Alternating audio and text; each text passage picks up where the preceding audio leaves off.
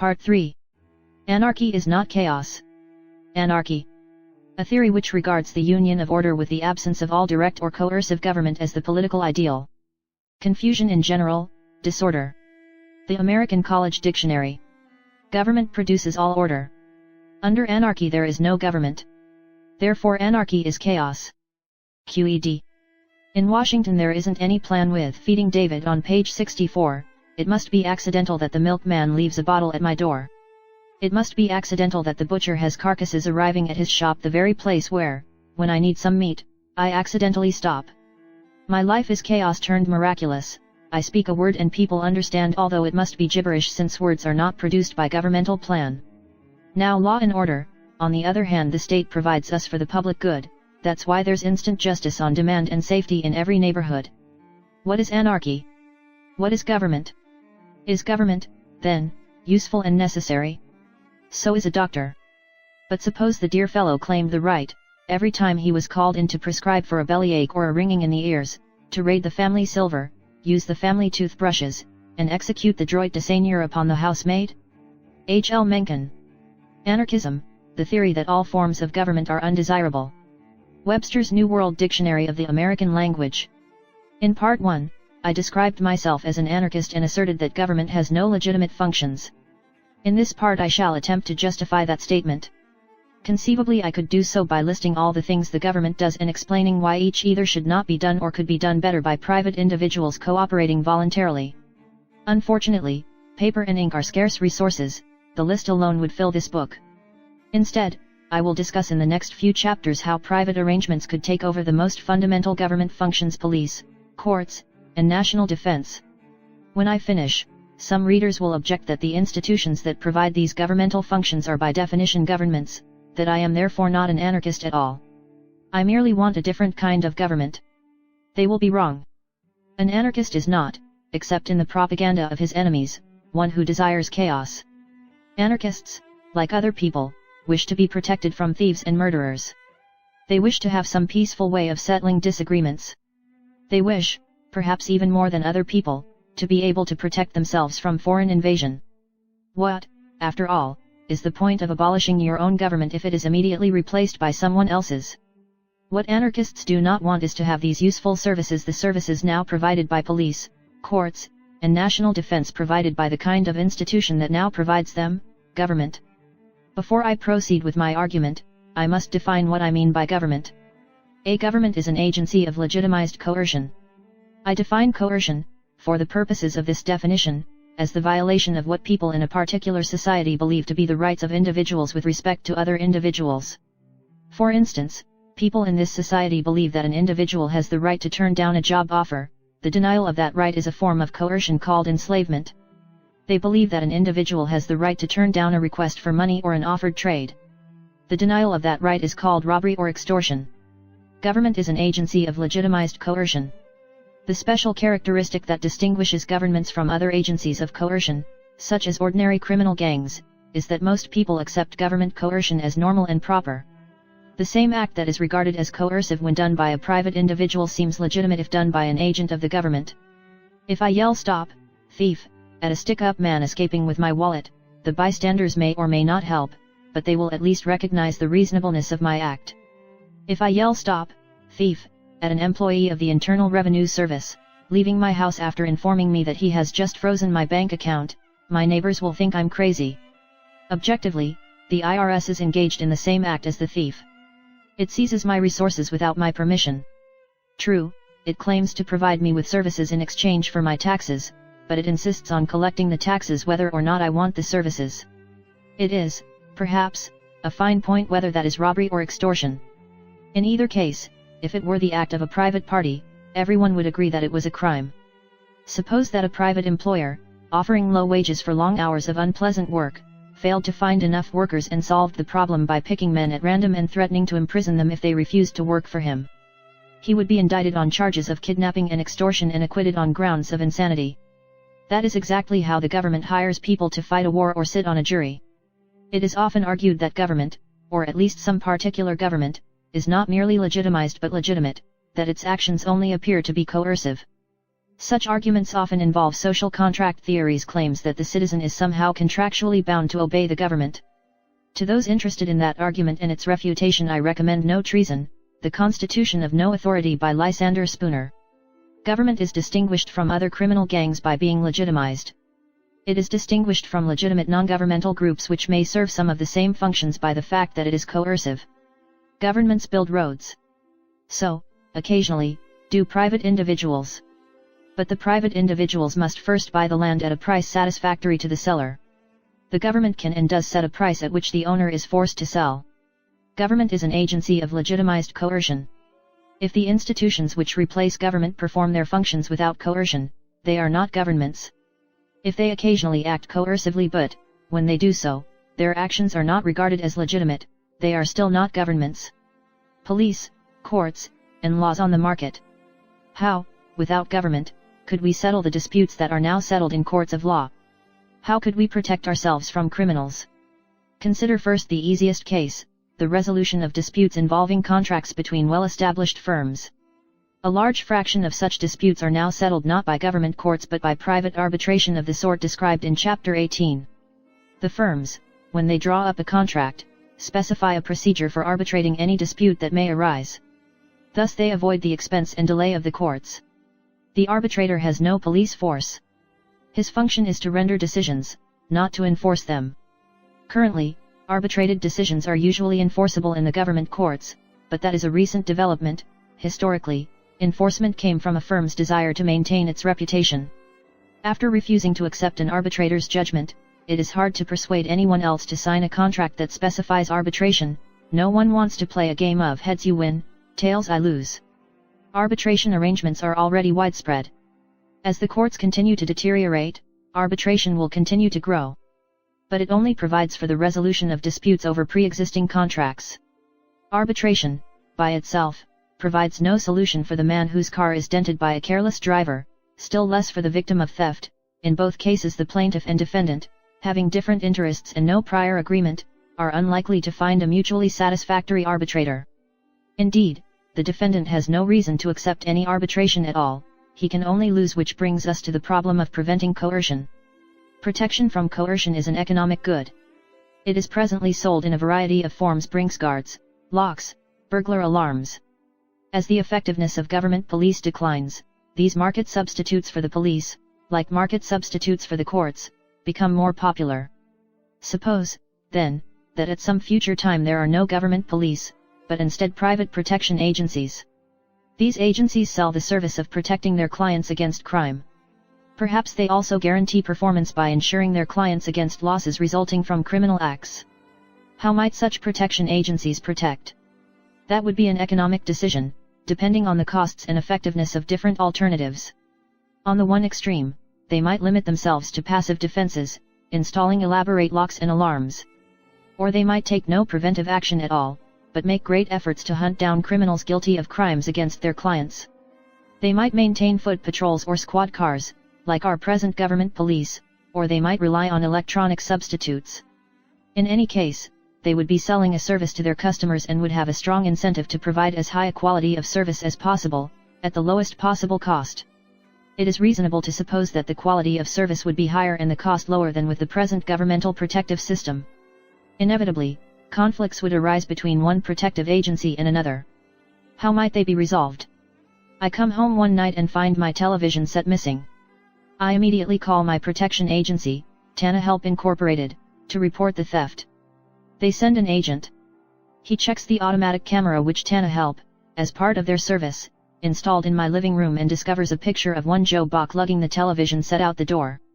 The Tana Help agent contacts Joe, informs him that Tana Help has reason to believe he is in possession of my television set, and suggests he return it, along with an extra $10 to pay for Tana Help's time and trouble in locating Joe. Joe replies that he has never seen my television set in his life and tells the Tana Help agent to go to hell. The agent points out that until Tana Help is convinced there has been a mistake, he must proceed on the assumption that the television set is my property. 6 Tana Help employees, all large and energetic, will be at Joe's door next morning to collect the set. Joe, in response, informs the agent that he also has a protection agency, Dawn Defense, and that his contract with them undoubtedly requires them to protect him if 6 goons try to break into his house and steal his television set. The stage seems set for a nice little war between Tannehelp and Dawn Defense. It is precisely such a possibility that has led some libertarians who are not anarchists, most notably Ayn Rand, to reject the possibility of competing free market protection agencies. But wars are very expensive, and Tannehelp and Dawn Defense are both profit-making corporations, more interested in saving money than face. I think the rest of the story would be less violent than Miss Rand supposed. The Tannehelp agent calls up his opposite number at Dawn Defense. "We've got a problem." After explaining the situation, he points out that if Tannehelp sends 6 men and Dawn 8, there will be a fight. Someone might even get hurt. Whoever wins, by the time the conflict is over, it will be expensive for both sides. They might even have to start paying their employees higher wages to make up for the risk. Then both firms will be forced to raise their rates. If they do, Merbird Limited, an aggressive new firm which has been trying to get established in the area, will undercut their prices and steal their customers. There must be a better solution. The man from Tannehelp suggests that the better solution is arbitration. They will take the dispute over my television set to a reputable local arbitration firm. If the arbitrator decides that Joe is innocent, Tannehelp agrees to pay Joe and Dawn Defense an indemnity to make up for their time and trouble. If he is found guilty, Dawn Defense will accept the verdict. Since the television set is not Joe's, they have no obligation to protect him when the men from Tannehelp come to seize it. What I have described is a very makeshift arrangement. In practice, once anarcho-capitalist institutions were well established, protection agencies would anticipate such difficulties and arrange contracts in advance, before specific conflicts occurred, specifying the arbitrator who would settle them. In such an anarchist society, who would make the laws? On what basis would the private arbitrator decide what acts were criminal and what their punishments should be? The answer is that systems of law would be produced for profit on the open market, just as books and bras are produced today. There could be competition among different brands of law, just as there is competition among different brands of cars. In such a society there might be many courts and even many legal systems. Each pair of protection agencies agree in advance on which court they will use in case of conflict. Thus the laws under which a particular case is decided are determined implicitly by advance agreement between the protection agencies whose customers are involved. In principle, there could be a different court and a different set of laws for every pair of protection agencies.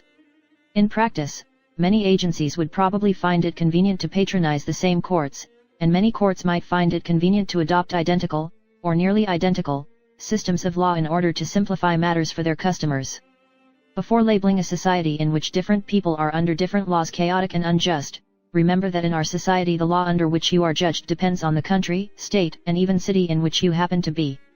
Under the arrangements I am describing, it depends instead on your protective agency and the agency of the person you accuse of a crime or who accuses you of a crime. In such a society law is produced on the market. A court supports itself by charging for the service of arbitrating disputes. Its success depends on its reputation for honesty, reliability, and promptness, and on the desirability to potential customers of the particular set of laws it judges by. The immediate customers are protection agencies. But the protection agency is itself selling a product to its customers. Part of that product is the legal system, or systems, of the courts it patronizes and under which its customers will consequently be judged. Each protection agency will try to patronize those courts under whose legal system its customers would like to live. Consider, as a particular example, the issue of capital punishment. Some people might feel that the risk to themselves of being convicted, correctly or incorrectly, and executed for a capital crime outweighed any possible advantages of capital punishment. They would prefer, where possible, to patronize protection agencies that patronized courts that did not give capital punishment. Other citizens might feel that they would be safer from potential murderers if it was known that anyone who murdered them would end up in the electric chair. They might consider that safety more important than the risk of ending up in the electric chair themselves or of being responsible for the death of an innocent accused of murder. They would, if possible, patronize agencies that patronized courts that did give capital punishment. If one position or the other is almost universal, it may pay all protection agencies to use courts of the one sort or the other. If some people feel one way and some the other, and if their feelings are strong enough to affect their choice of protection agencies, it pays some agencies to adopt a policy of guaranteeing, whenever possible, to use courts that do not recognize capital punishment. They can then attract anti-capital punishment customers. Other agencies do the opposite. Disputes between two anti-capital punishment agencies will, of course, go to an anti-capital punishment court. Disputes between two pro-capital punishment agencies will go to a pro-capital punishment court. What would happen in a dispute between an anti-capital punishment agency and a pro-capital punishment agency? Obviously there is no way that if I kill you the case goes to one court, but if you are killed by me it goes to another. We cannot each get exactly the law we want. We can each have our preferences reflected in the bargaining demands of our respective agencies. If the opponents of capital punishment feel more strongly than the proponents, the agencies will agree to no capital punishment. In exchange, the agencies that want capital punishment will get something else. Perhaps it will be agreed that they will not pay court costs or that some other disputed question will go their way. One can imagine an idealized bargaining process, for this or any other dispute, as follows. Two agencies are negotiating whether to recognize a pro or anti-capital punishment court. The pro agency calculates that getting a pro-capital punishment court will be worth $20,000 a year to its customers. That is the additional amount it can get for its services if they include a guarantee of capital punishment in case of disputes with the other agency. The anti-capital punishment agency calculates a corresponding figure of $40,000. It offers the pro agency $30,000 a year in exchange for accepting an anti-capital punishment court. The pro agency accepts. Now the anti-capital punishment agency can raise its rates enough to bring in an extra $35,000. Its customers are happy, since the guarantee of no capital punishment is worth more than that. The agency is happy, it is getting an extra $5,000 a year profit. The pro agency cuts its rates by an amount that costs it $25,000 a year.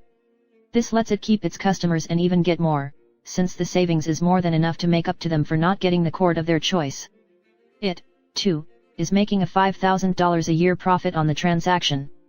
As in any good trade, everyone gains. If you find this confusing, it may be worth the trouble of going over it again. The basic principle of such negotiation will become important later when I discuss what sort of law an anarcho-capitalist society is likely to have. If, by some chance, the customers of the two agencies feel equally strongly, perhaps two courts will be chosen, one of each kind, and cases allocated randomly between them. In any case, the customer's legal preference, his opinion as to what sort of law he wishes to live under, will have been a major factor in determining the kind of law he does live under. It cannot completely determine it, since accused and accuser must have the same law. In the case of capital punishment, the two positions are directly opposed. Another possibility is that certain customers may want specialized law, suited to their special circumstances. People living in desert areas might want a system of law that very clearly defines property rights in water. People in other areas would find such detailed treatment of this problem superfluous at best. At worst, it might be the source of annoying nuisance suits. Thus the desert people might all patronize one protection agency, which had a policy of always going to a court with well-developed water law. Other agencies would agree to use that court in disputes with that agency but use other courts among themselves. Most differences among courts would probably be more subtle. People would find that the decisions of one court were prompter or easier to predict than those of another, or that the customers of one protection agency were better protected than those of another.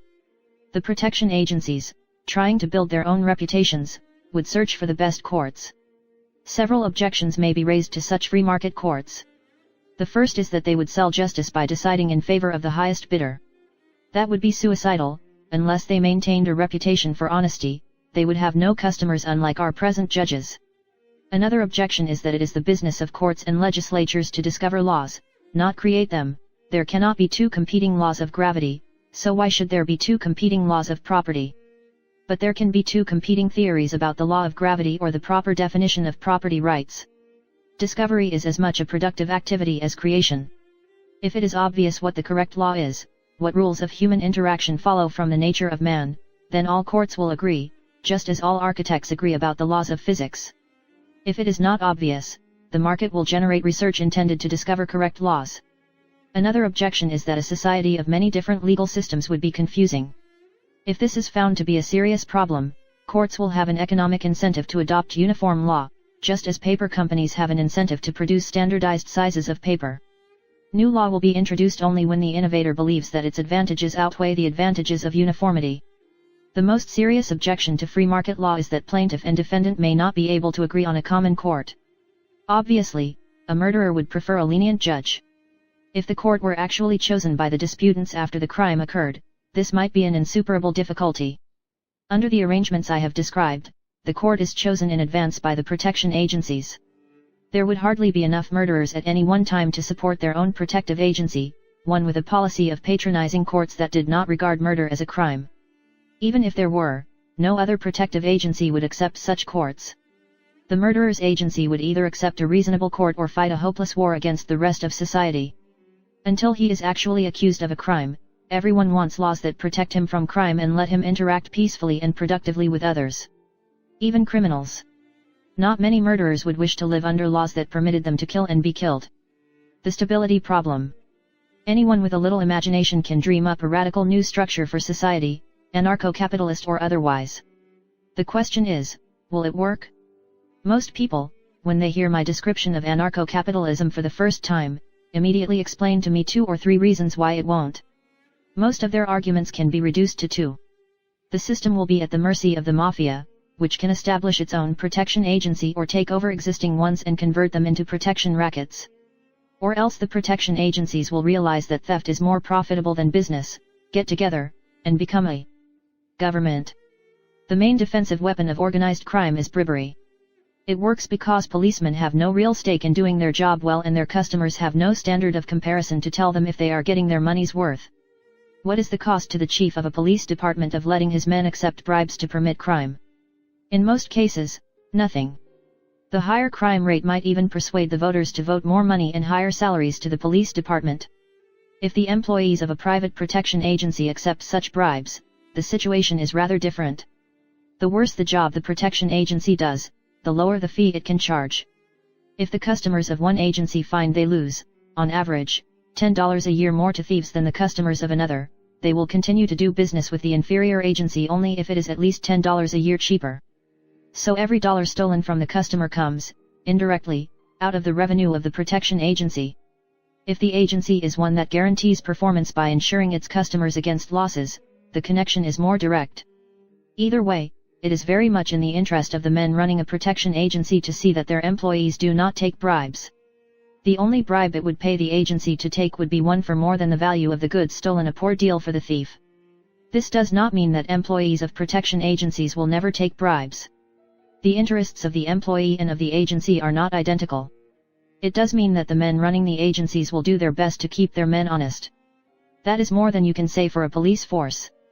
Organized crime, if it continues to exist under anarcho-capitalism, should be in a much weaker position than it now is. In addition, as I shall argue later, most of the things that organized crime now makes money on would be legal in an anarcho-capitalist society. Thus both its size and its popularity would be greatly reduced. What about the possibility of the mafia getting its own protection agency?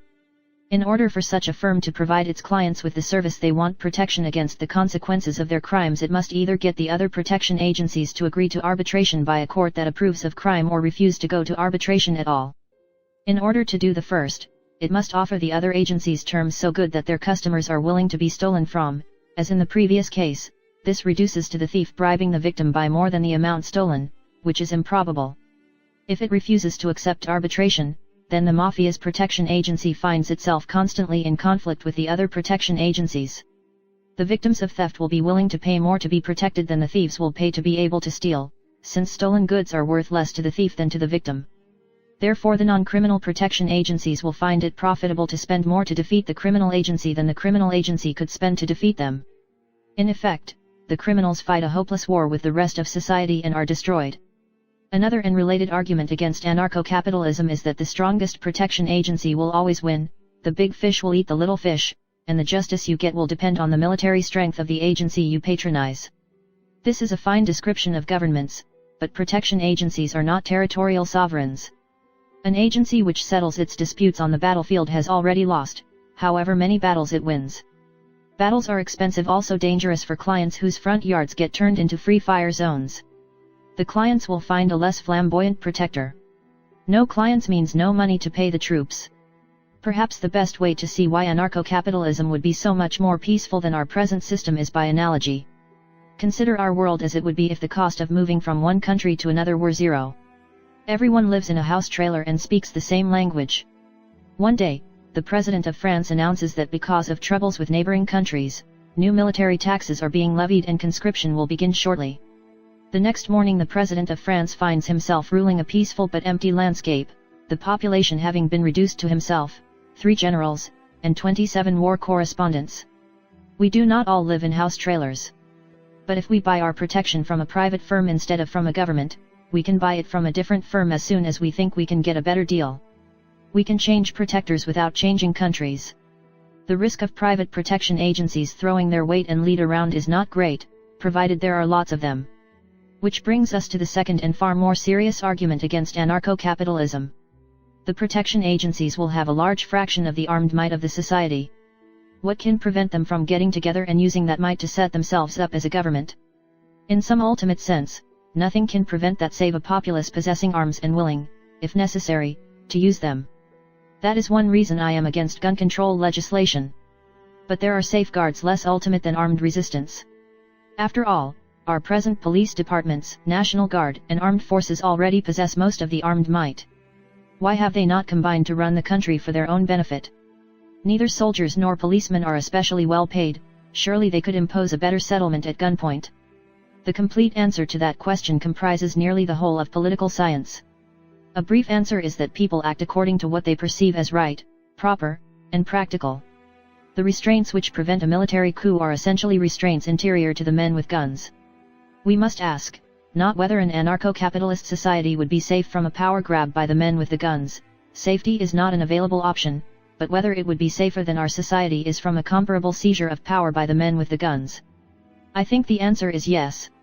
In our society, the men who must engineer such a coup are politicians, military officers, and policemen, men selected precisely for the characteristic of desiring power and being good at using it.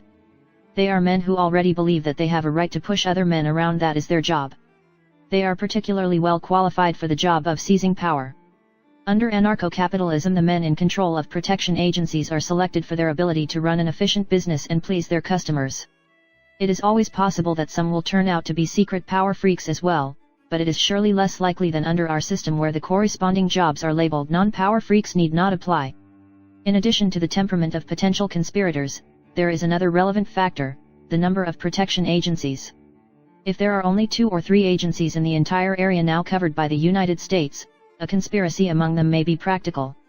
If there are 10,000, then when any group of them start acting like a government, their customers will hire someone else to protect them against their protectors. How many agencies there are depends on what size agency does the most efficient job of protecting its clients. My own guess is that the number will be nearer 10,000 than 3. If the performance of present-day police forces is any indication, a protection agency protecting as many as 1 million people is far above optimum size. My conclusion is one of guarded optimism. Once anarcho-capitalist institutions are established with widespread acceptance over a large area, they should be reasonably stable against internal threats. Are such institutions truly anarchist? Are the private protection agencies I have described actually governments in disguise? No. Under my definition of government, which comes closer than any other, I think, to describing why people call some things governments and not others, they are not governments. They have no rights which individuals do not have, and they therefore cannot engage in legitimized coercion. Most people, myself included, believe that an individual has the right to use force to prevent another from violating his rights, stealing from him, say, or murdering him.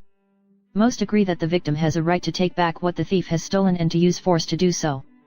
Social contract theories start from the premise that individuals have these rights and delegate them to the government. In order for such a government to be legitimate, it must be established by unanimous consent, otherwise it has no special rights over those who refuse to sign the social contract.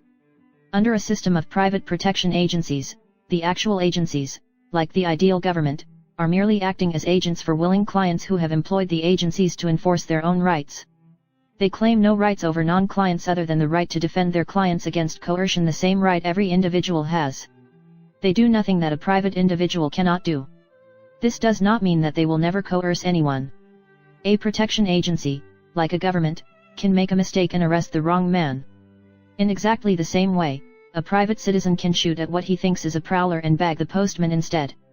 In each case, coercion occurs, but it occurs by accident and the coercer is liable for the consequences of his acts. The citizen can be indicted for post-manslaughter and the protection agency sued for false arrest. Once the facts that make an act coercive are known, it is no longer regarded as having been legitimate. This is not true of government actions. In order to sue a policeman for false arrest, I must prove not merely that I was innocent but that the policeman had no reason to suspect me.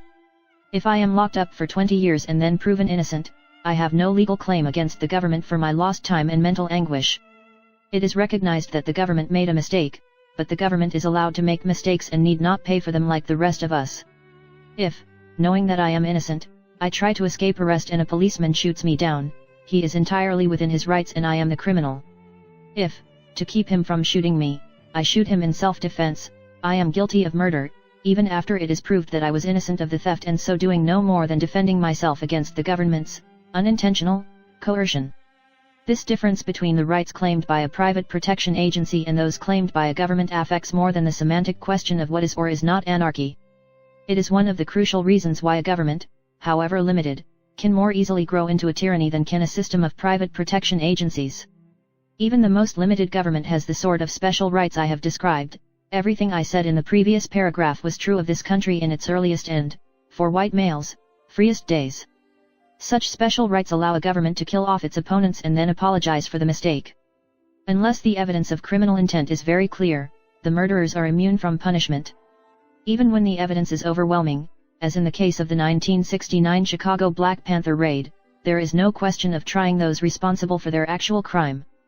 The Cook County State Attorney responsible for the raid, in which 2 men were killed, and the police officers who executed it, were eventually charged not with conspiracy to commit murder but with obstruction of justice, not, in other words, with killing people but with lying about it afterwards. This is not an isolated instance of the miscarriage of justice, it is the inevitable result of a system under which the government has certain special rights, above and beyond the rights of ordinary individuals, among them the right not to be held responsible for its mistakes. When these rights are taken away, when the agent of government is reduced to the status of a private citizen and has the same rights and responsibilities as his neighbors, what remains is no longer a government. A policeman is protected by the legislative and judicial arms in the peculiar rights and prerogatives that go with his high office, including especially the right to jug the laity at his will, to sweat and mug them, and to subdue their resistance by beating out their brains. H. L. Mencken, Prejudices. State Attorney Hanrahan and his co-defendants were eventually acquitted, but in 1982, 13 years after the raid, a civil case by the survivors and the mothers of the 2 men who were killed was settled for $1.85 million, paid by the city, county, and federal governments. Is anarcho-capitalism libertarian? A man who wants protection will fire patrolmen who waste their time harassing minorities. No private policeman has ever spent many hours at a restroom peephole in hopes of apprehending deviates. William Wooldridge. I have described how a private system of courts and police might function, but not the laws it would produce and enforce. I have discussed institutions, not results. That is why I have used the term anarcho-capitalist, which describes the institutions, rather than libertarian. Whether these institutions will produce a libertarian society, a society in which each person is free to do as he likes with himself and his property as long as he does not use either to initiate force against others, remains to be proven. Under some circumstances they will not. If almost everyone believes strongly that heroin addiction is so horrible that it should not be permitted anywhere under any circumstances, anarcho-capitalist institutions will produce laws against heroin. Laws are being produced for a market, and that is what the market wants. But market demands are in dollars, not votes. The legality of heroin will be determined, not by how many are for or against but by how high a cost each side is willing to bear in order to get its way. People who want to control other people's lives are rarely eager to pay for the privilege. They usually expect to be paid for the services they provide for their victims. And those on the receiving end, whether of laws against drugs, laws against pornography, or laws against sex, get a lot more pain out of the oppression than their oppressors get pleasure. They are willing to pay a much higher price to be left alone than anyone is willing to pay to push them around. For that reason the laws of an anarcho-capitalist society should be heavily biased toward freedom. So compulsory Puritanism, crimes without victims, should be much rarer under anarcho-capitalism than under political institutions. We can get some idea of how rare by considering the costs such laws now impose on their victims and the value of such laws to their supporters. If the value of a law to its supporters is less than its cost to its victims, that law, by the logic of the previous chapter, will not survive in an anarcho-capitalist society. Heroin addicts pay over $2 billion a year for heroin. If heroin were legal, its cost would be very low. Almost all of the $2 billion now spent for heroin is the cost of the law, not the habit. Addicts bear additional costs in prison sentences, overdoses caused by the poor quality control typical of illegal products, and other side effects of the laws against heroin. Heroin addicts would therefore be willing, if necessary, to bear a cost of $2 billion or more in order to have the drug legal. It would cost the non-addicts about $10 per capita or $40 per family, per year, to match that. If the choice had to be made on an all-or-nothing basis, public opinion is probably so strongly against heroin that people would be willing to bear that cost. But one of the advantages of a market system of laws is its ability to tailor its product to its customers geographically, as well as in other ways. If the maximum return comes from having heroin illegal in some places and legal in others, that is what will happen. Most of the population lives in areas where there are very few heroin addicts. For those people, the cost of having heroin made illegal locally would be very small. There would be no one on the other side bidding to have it legal, except perhaps a few New York addicts who wanted to vacation away from the big city and bring their habit with them. In those areas, protection agencies would accept arbitration agencies that viewed using or selling heroin as a crime. But people in those areas would have little to gain by paying a much higher price to have heroin illegal in New York as well. That leaves 8 million New York non-addicts bidding against 100,000 New York addicts, raising the cost to the non-addicts of keeping heroin illegal in New York to over $100 a year per person. I predict that, if anarcho-capitalist institutions appeared in this country tomorrow, heroin would be legal in New York and illegal in most other places. Marijuana would be legal over most of the country. By now the reader may be getting confused. This is natural enough. I am describing lawmaking in economic terms, and you are used to thinking of it in political terms. When I talk of bidding for one law or another, I do not mean that we will have a legislature that literally auctions off laws. I mean that each person's desire for the kinds of laws he believes in will be reflected in the different rates he is willing to pay his protection agency according to how good a job it does of getting him the law he wants. This set of demands for laws will be reconciled through the sort of bargaining described in the previous chapter. The process is analogous to the way you and I bid to have a piece of private land used the way we want it used. Our demands for the food that can be grown on it, the buildings that can be built on it, possible recreational uses, or whatever determine how it eventually gets used. What I have been saying is that, just as the market allocates resources to producing illegal drugs in response to the demands of those who want to use them, it would make use of those drugs legal in response to the same demand. The obvious question is why the same argument does not hold for making murder legal. The answer is that murder hurts someone, and it is worth much more to the victim not to be shot than to the murderer to shoot him. There is a market demand from me for a law saying that you cannot kill me. Crimes without victims do not hurt anyone, except in the vague sense of arousing moral indignation in people upset over their neighbor's sins. There is little market demand for laws against them. The same geographical effect that I described for drug laws would apply to other laws as well. Under present institutions, the areas over which laws apply are determined by historical accident. If a majority of the population of a state supports one kind of law, everyone in the state gets it. Under anarcho-capitalism, insofar as it would be possible, everyone would have his own law. Diversity of law cannot be unlimited, since the same law must cover both parties to a dispute. But it is possible to have much more diversity than our present system allows. Where the majority and minority, or minorities, are geographically separate, the majority is mainly concerned with having the laws it wants for itself. It is only our political system that imposes those laws on the minority as well. At this point in the argument, the question of poor people is often raised. Since dollars vote, won't the poor lose out? Yes and no. The more money you are willing to spend for protection, the better quality you can get and the better you will be able to get the details of law the way you want them. This is notoriously true now. Our political system of police and courts provides much better service to those with higher incomes. Here as elsewhere, although the market will not bring equality, it will greatly improve the position of the poor. Why? Because the market allows people to concentrate their resources on what is most important to them. I discussed this point earlier, in the context of the poor man buying a necessity outbidding the rich man who wants the same good for a luxury. Protection from crime is not a luxury. Currently, government expenditures on police and courts run about $40 a year per capita.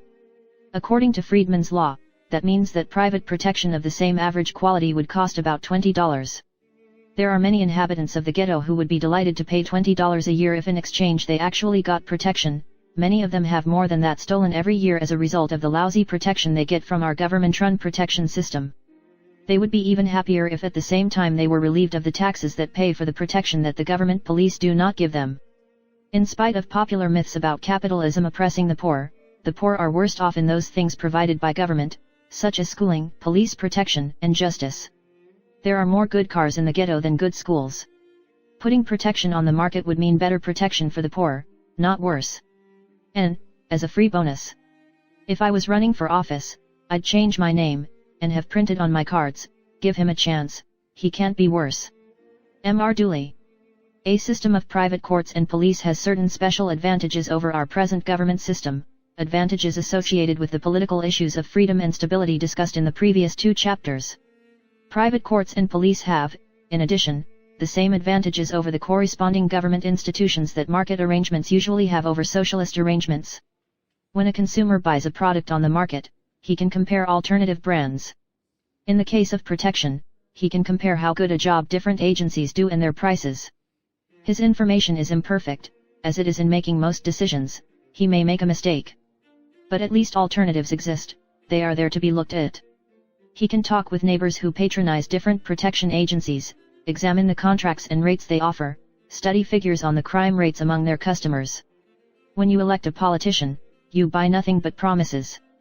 You may know how one politician ran the country for the past 4 years, but not how his competitor might have run it.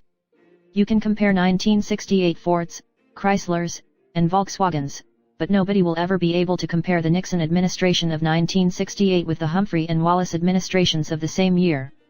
It is as if we had only Fords from 1920 to 1928, Chryslers from 1928 to 1936, and then had to decide what firm would make a better car for the next 4 years. Perhaps an expert automotive engineer could make an educated guess as to whether Ford had used the technology of 1920 to satisfy the demands of 1920 better than Chrysler had used the technology of 1928 to satisfy the demands of 1928. The rest of us might just as well flip a coin. If you throw in Volkswagen or American Motors, which had not made any cars in America but wanted to, the situation becomes still worse. Each of us would have to know every firm intimately in order to have any reasonable basis for deciding which we preferred. In the same way, in order to judge a politician who has held office, one must consider not only how his administration turned out but the influence of a multitude of relevant factors over which he had no control, ranging from the makeup of Congress to the weather at harvest time. Judging politicians who have not yet held office is still more difficult. Not only does a consumer have better information than a voter, it is of more use to him. If I investigate alternative brands of cars or protection, decide which is best for me, and buy it, I get it. If I investigate alternative politicians and vote accordingly, I get what the majority votes for. The chance that my vote will be the deciding factor is negligible. Imagine buying cars the way we buy governments.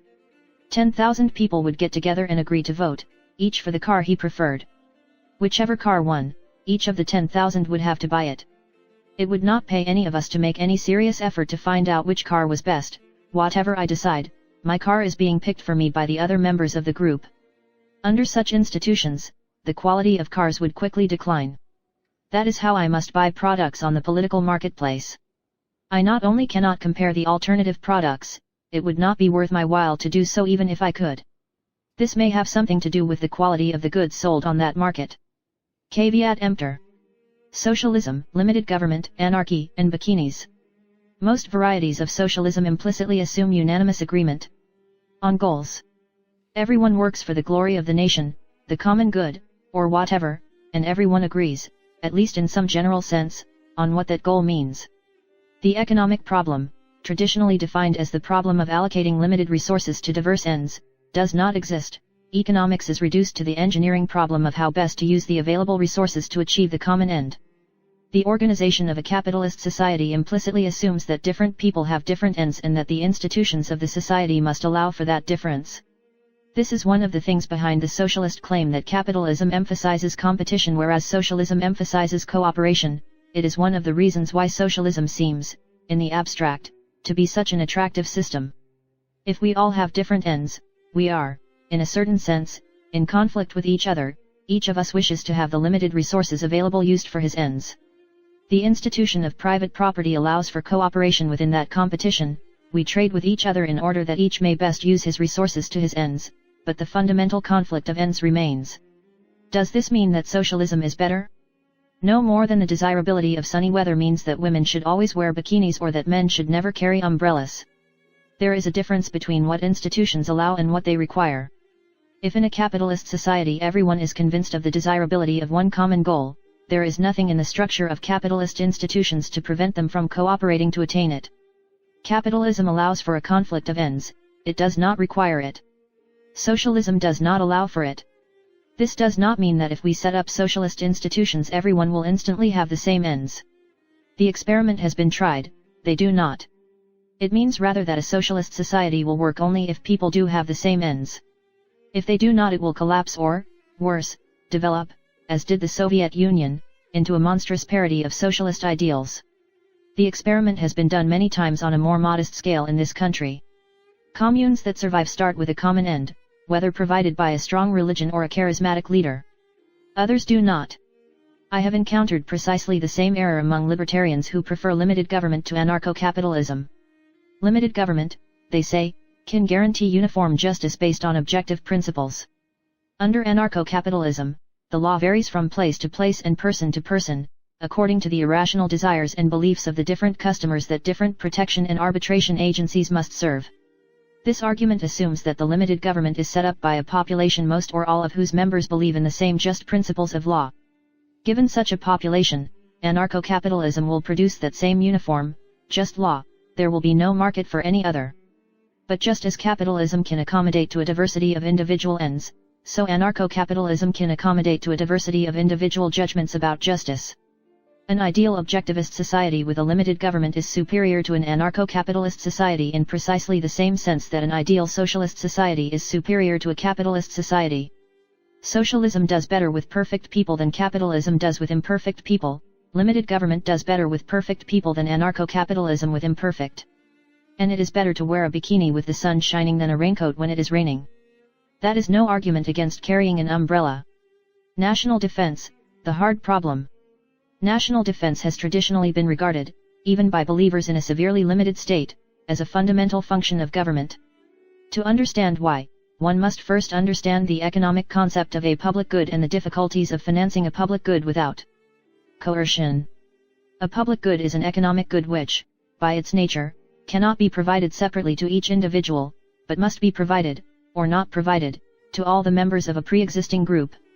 A simple example is the control of a river whose flooding injures the land of many farmers in the valley below. There is no way that an entrepreneur who proposes to build a dam can protect only those farmers who agree to pay part of the cost of the dam. An individual farmer may refuse to pay, arguing that if the others all pay he will be protected anyway, and if they do not his contribution will not be enough to build the dam. The small probability that his contribution will make the difference between the dam being built and not being built, multiplied by the value to him of the dam, is not enough to justify the expenditure. This is the traditional problem of the public good. It is a problem because if there are enough farmers like this, each acting rationally on a correct calculation of his own self-interest, the dam will not be built, even though the combined value to all the farmers is more than the cost of building the dam. In our society the usual solution is to use government force taxation to make those benefited, and others, pay for the dam. The trouble with this solution, aside from moral objections to the use of force, is that the dam may be produced even when its total value is less than its cost. The government has no market mechanism for measuring the total value of the dam to the farmers. And since government decisions are made on political grounds, the government may choose to ignore cost and value entirely. In practice, public dams are often built even when the return on the capital spent building them, including a generous estimate of non-monetary benefits, is far below the market interest rate. There are several market solutions to the problem of providing a public good. For instance, the entrepreneur might estimate how much the dam is worth to each farmer, draw up a contract obligating each farmer to pay that amount on condition that every other farmer agrees to pay his share, and circulate it. Each farmer knows that, if he refuses to sign, the dam will not be built, since the contract has to be unanimous. It is therefore in his interest to sign. In order for this to work, the entrepreneur must estimate correctly the value of the dam to each farmer. If he makes one mistake, the dam will not be built. His job is made more difficult by those farmers who realize that it is in their interest to pretend that they think the dam of little value in order to have only a small part of the cost assigned to them. A farmer interested in raising rice, for instance, might find occasional floods a useful supplement to his irrigation and have no interest in paying for flood control. The entrepreneur would have to remove such a farmer's name from the contract in order to have any chance at all of getting it signed. That is fair enough, there is no reason for the farmer to pay for something that is worthless to him. But as soon as word spreads, other farmers realize that an interest in growing rice can save them a lot of money. The Rice Growers Gazette acquires some new subscribers, all of whom are careful to leave their copies in prominent places around the house when the dam entrepreneur comes to call. Talk at the general store shifts from mowing hay to the relative virtues of different strains of rice. The entrepreneur is faced with the problem of figuring out which farmers are really interested in growing rice and which are only interested in being interested in growing rice with the objective of growing wheat and getting flood control without paying for it. If he guesses wrong and puts a real rice farmer on his unanimous contract, it does not get signed.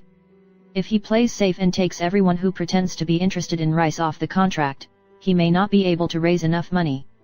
The larger the public for a given public good, the harder it is to arrange such a unanimous contract successfully. The larger the difference between the value of the good and its price, on the other hand, the easier the entrepreneur's job. He can leave a generous margin for error by only listing the farmers of whom he is sure and charging each of them less than the dam is probably worth to him, yet still raise enough money.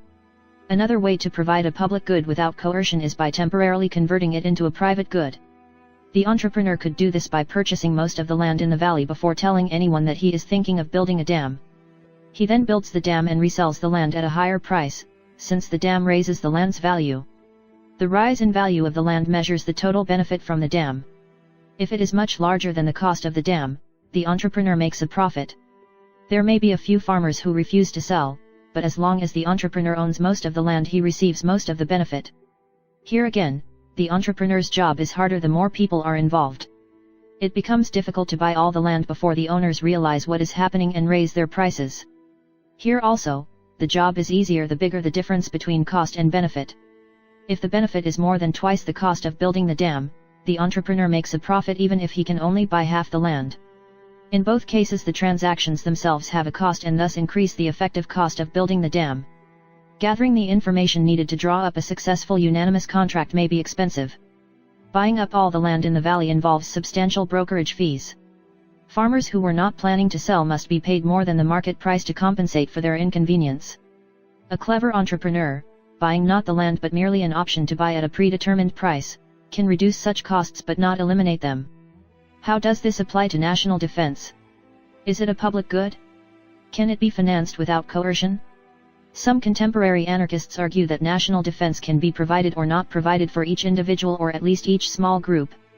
One form of this argument is the assertion that national defense is unnecessary in an anarchist society, since there is no nation to defend. Unfortunately, there will still be nations to defend against, unless we postpone the abolition of our government until anarchy is universal. Defense against nations, in the present state of military technology, is a public good. It is all very well to fantasize about fighting the invader village by village, commune by commune, or corporation by corporation, according to the dreamer's particular brand of anarchy. A serious invader would inform each unit that if it resisted or failed to pay tribute, it would be destroyed by a nuclear weapon. After the invader proved that he meant business, the citizens of the surviving communities would be eager to create the institutions, voluntary or otherwise, necessary to give the invader what he wanted. Pending major technological change, defense against nations must be provided on a large enough scale to support retaliatory, and perhaps also defensive, nuclear forces. This makes it difficult to sell national defense on the free market. An ABM fired at a missile 1,000 miles from its target cannot distinguish warheads aimed at those who have paid for defense from warheads aimed at those who have not. Even if defense is retaliatory and even if the retaliatory system is secure enough to hold its fire until it knows whether its customers have been hit, the problem remains. The citizens of New York, having paid their share of defense costs, can hardly look with equanimity on the H-bombing of Philadelphia, which has contributed not a penny. Not, at least, if the wind is blowing the wrong way.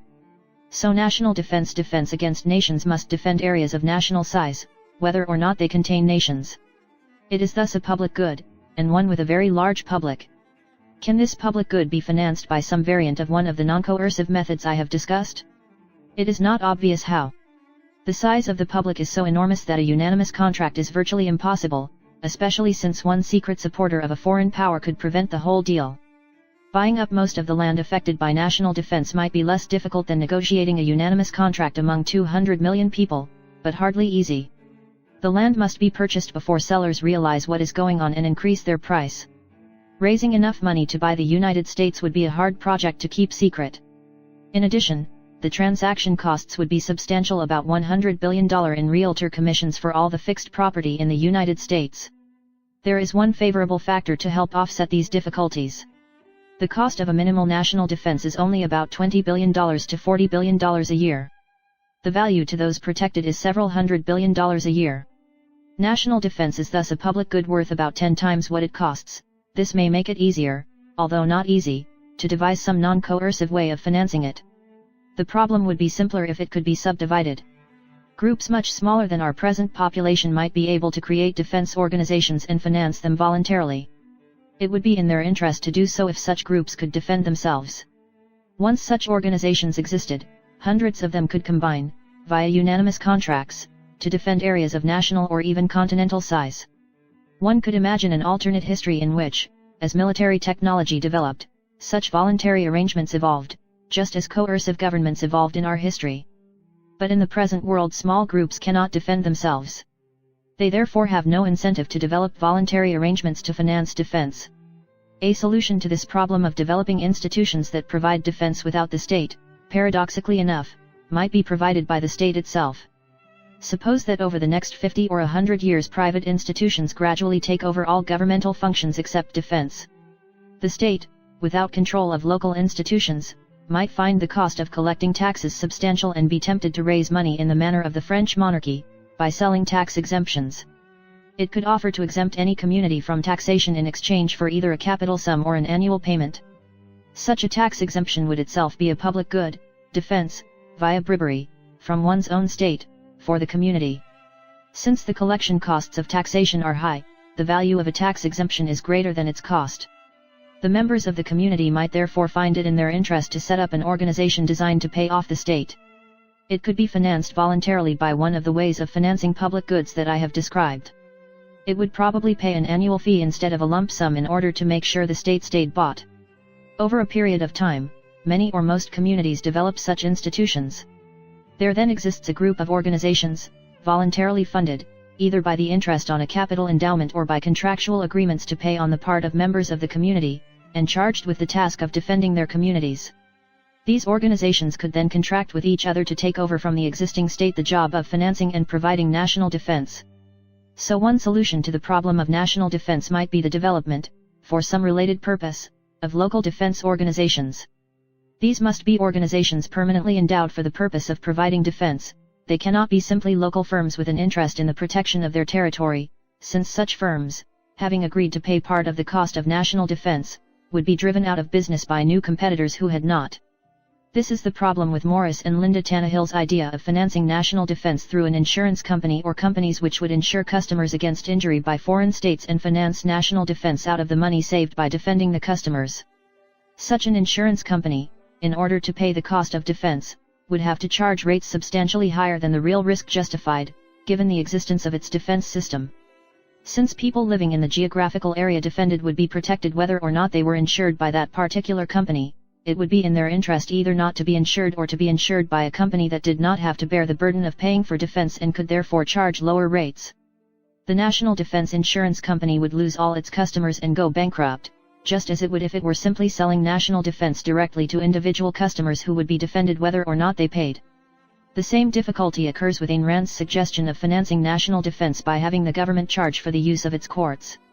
In order to raise money for defense, such a government must either charge more than competing private court systems or provide a worse product. Such private courts, if permitted, would therefore drive the government out of the court business, depriving it of its source of income. Miss Rand apparently expects her government to have a monopoly of the court, and protection, business. But if the government does not use coercion to keep out competitors, there is no obvious reason why the sorts of institutions described earlier in this section should not arise. If the government does claim special rights that it does not give to private courts and protection agencies, for instance, the right of policemen to make mistakes and not be responsible for the damage done, or the right of government courts to subpoena witnesses, then it becomes a government in my sense of the term. Miss Rand uses a different definition, an agency of legitimized coercion. Either the things the government does but forbids its competitors from doing are coercion, in which case it is coercing private citizens, or they are not coercion, in which case it coerces the private protective agencies by forbidding them to do the same, non-coercive, things. Either way, Rand's government must be coercive in order to work, so it is not a solution to the libertarians' problem of providing national defense without coercion. Although local defense organizations must be endowed, they might evolve in ways other than those I have described. For instance, existing insurance companies would receive a capital windfall at the time an adequate national protection system was first constructed, since outstanding policies that had been sold at high rates under high-risk conditions could be paid off under low-risk conditions. They could use this windfall, which comes only from policies already written and thus represents only that small part of the benefit of defense which accrues in the near future to those already insured, to endow national defense. Such an endowment would not be sufficient to pay all the costs of national defense, unless it becomes far cheaper than it now is, but it might cover some of them. There are other ways that part of the cost might be paid. Charities exist for the purpose of financing public goods. They currently collect billions of dollars a year. There is no reason why national defense should not be partly financed by charitable contributions. Historically it has been, in time of war people often donate money, labor, and weapons and purchase war bonds for more than their market value. There is another common way of financing public goods that is intermediate between normal economic methods and charity. The best example is the institution of tipping. Customers at a restaurant leave a tip even if they have no intention of eating there again and therefore no personal interest in rewarding good service. In effect, the rewarding of good service is a public good. If everyone does it, everyone will benefit by the improved service, but if I do it at a restaurant where I rarely eat, most of the benefit goes to the other members of a pre-existing group, the other people who use the restaurant. I tip partly because I realize this and view good restaurant service as a desirable goal, in effect, a worthy object of charity. A more important reason is that I feel I ought to tip.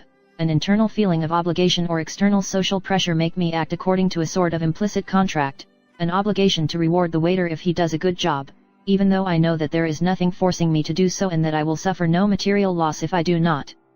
Similarly, if national defense were financed voluntarily, people would give money not as a matter of charity but because they felt that they were receiving something and ought to pay for it. As with tipping, the amount received might have some connection with how good a job they thought was being done. And, like tipping, people might feel obligated to give something even if the job were only barely satisfactory. However bad the service, few of us have the temerity to leave no tip at all. How much are people willing to pay on such a basis?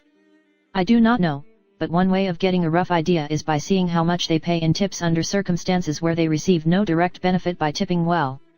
This is the normal case with taxis, since few of us expect to get the same driver twice.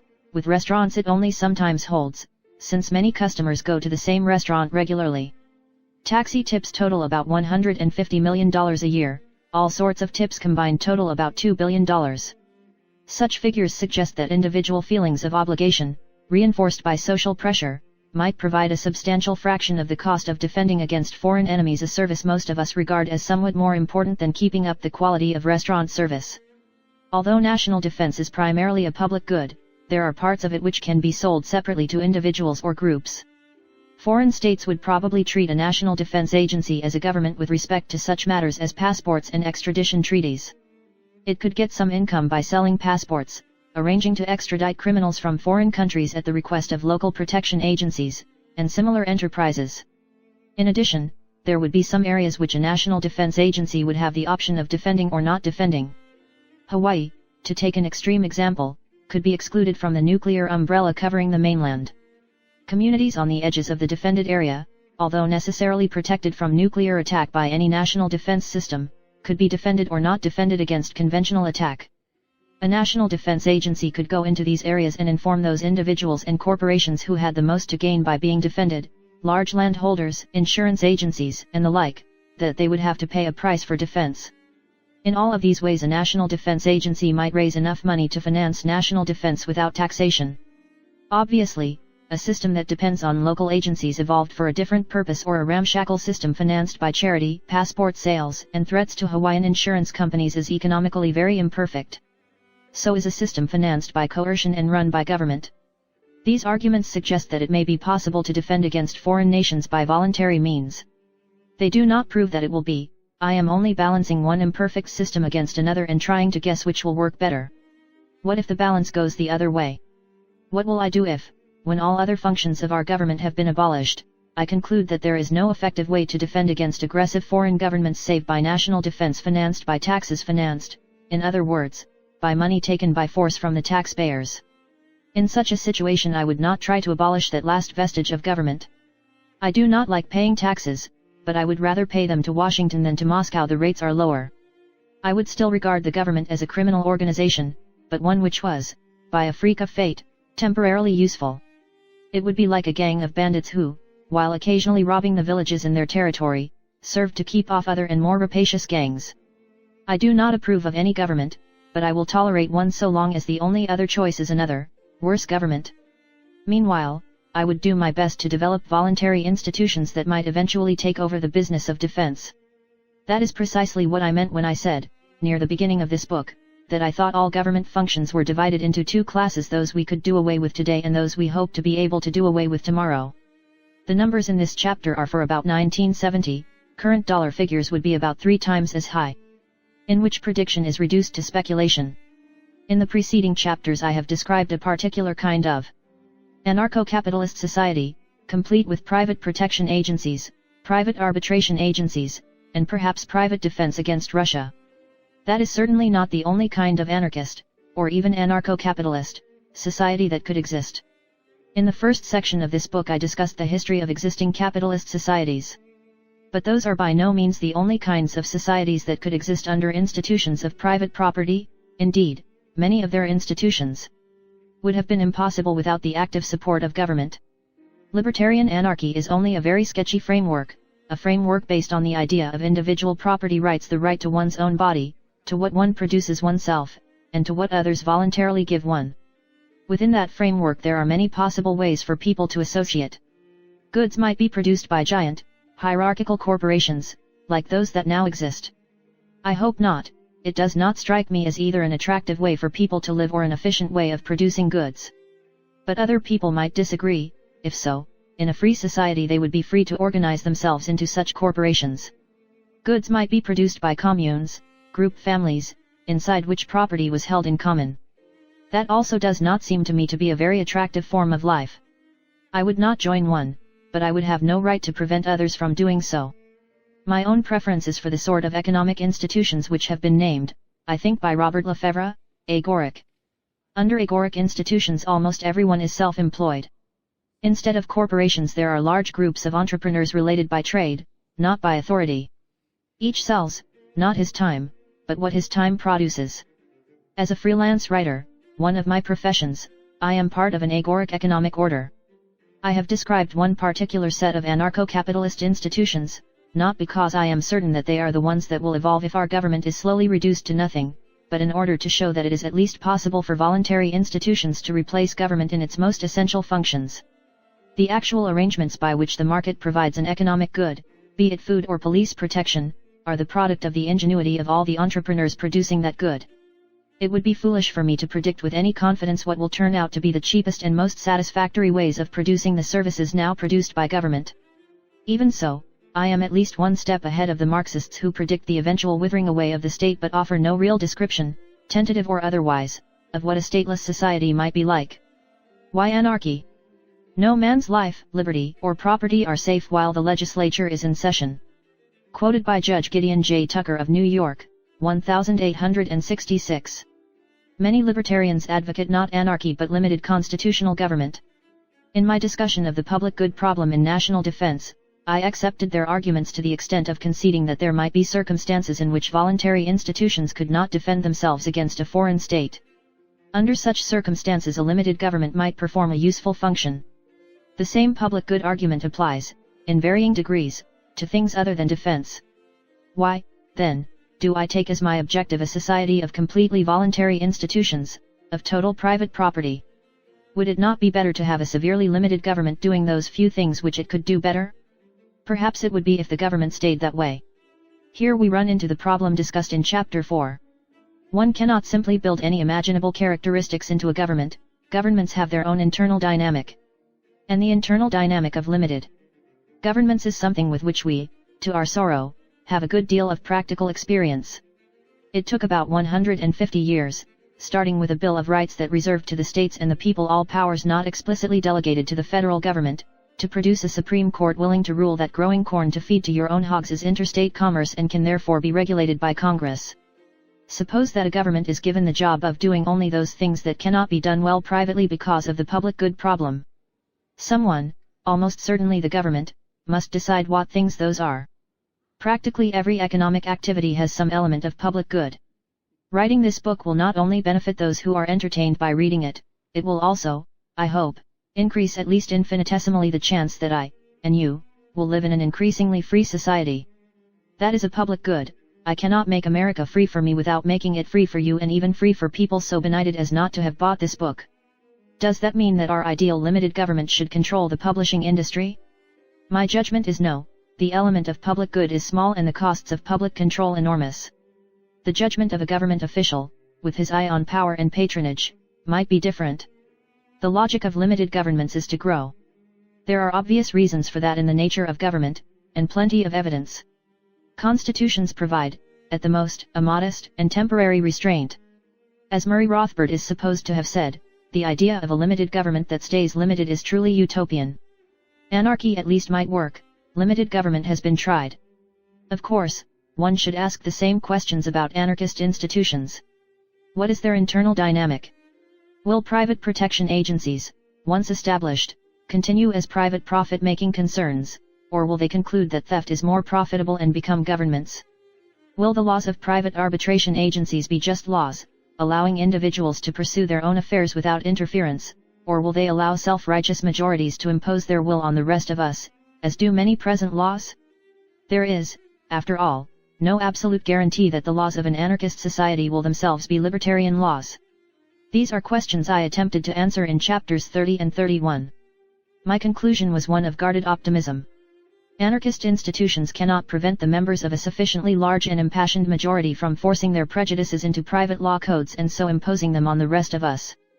But they make it far more difficult and expensive, and therefore more unlikely, than under governmental institutions. Anarchist institutions cannot guarantee that protectors will never become rulers, but they decrease the power that protectors have separately or together, and they put at the head of protection agencies men who are less likely than politicians to regard theft as a congenial profession. For all these reasons I believe that anarchist institutions, if they can be established and maintained, will be better than any government, even one initially limited and constitutional. I am willing to accept a slightly less than optimal production of a few public goods in exchange for the security of there being no government to expand into the 95% of human affairs where it can do nothing but damage. The ultimate objective of my political actions is not limited government, it is anarchy. At this point another question is sometimes raised. We are a long way from the objective of a severely limited government and a longer way still from anarchy.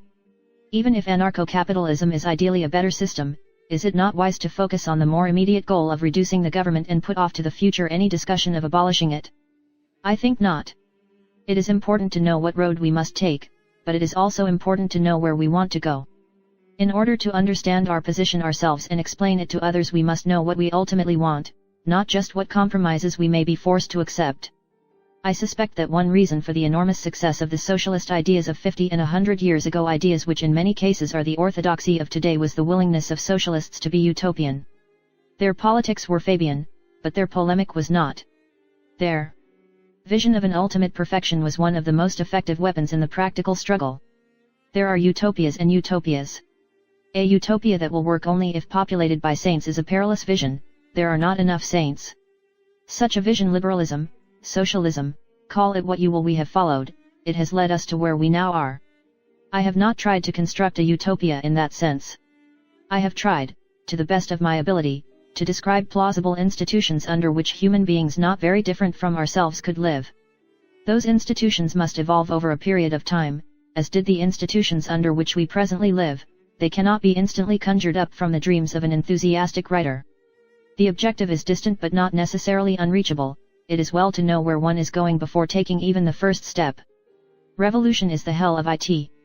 After a revolution, of course, the successful revolutionists always try to convince doubters that they have achieved great things, and usually they hang any man who denies it.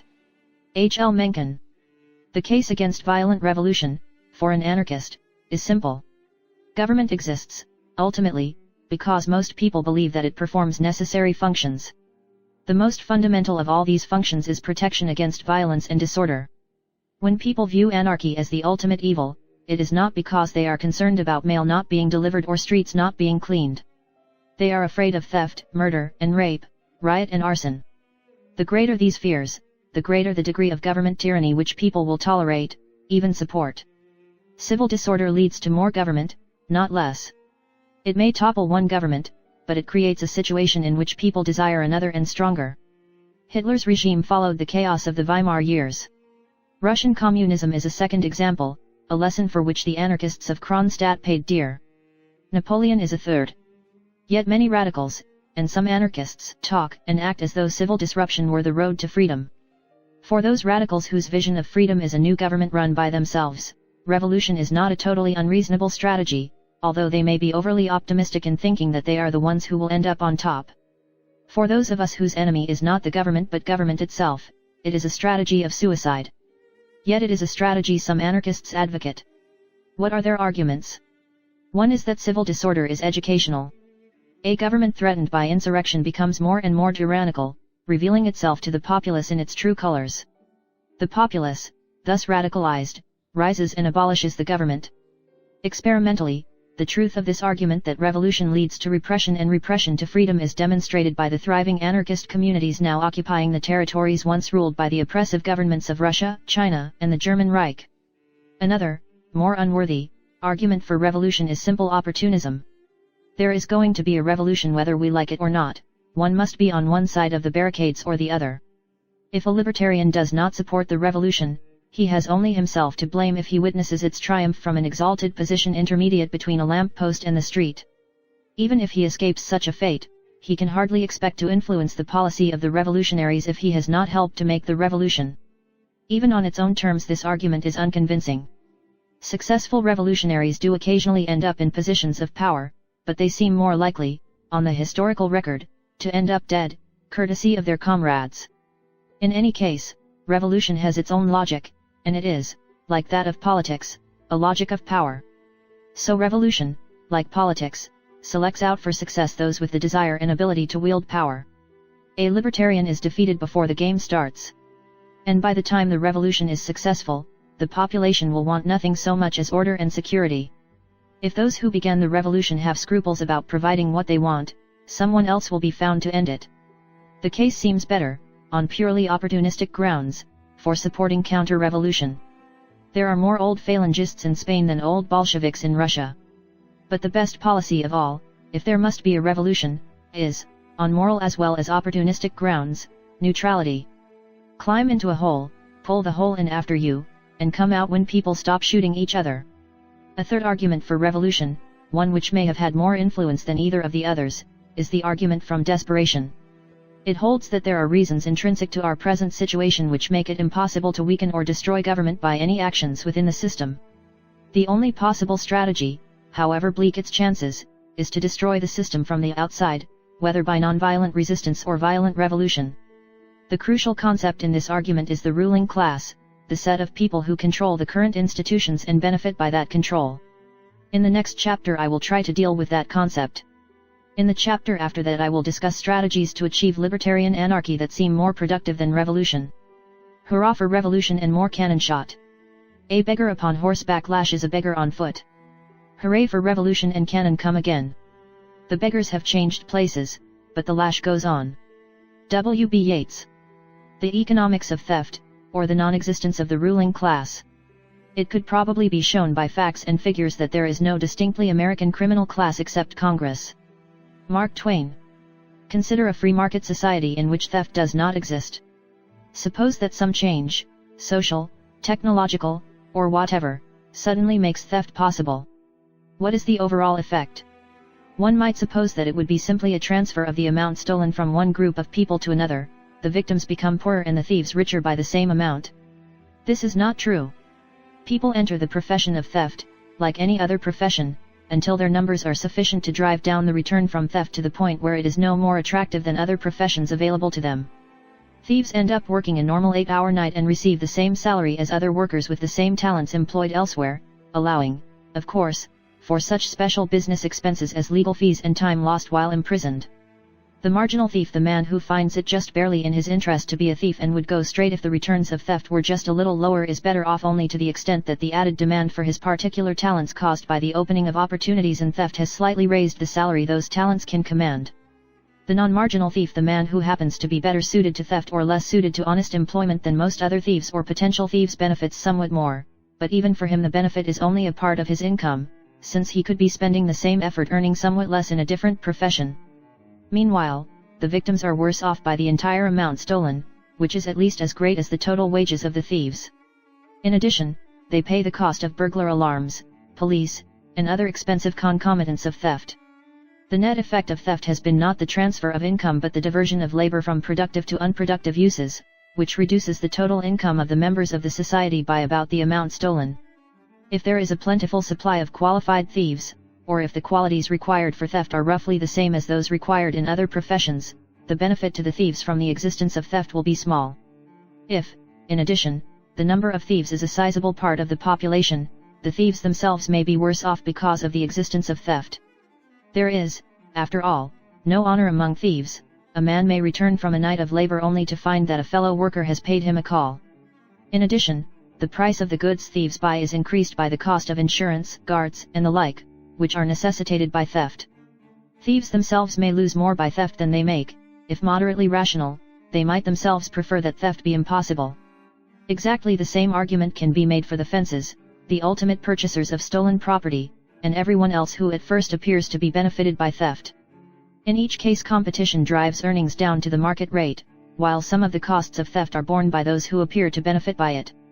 This analysis of private theft is useful for understanding the nature of government. Government consists largely of various forms of legalized theft. The same economic principles apply to it as to illegal theft. There is competition both for employment, as politician, bureaucrat, and so on, and for purchasing stolen goods, lobbying for subsidies and other government favors. This competition drives down the income of both politicians and their customers until it reaches its market level.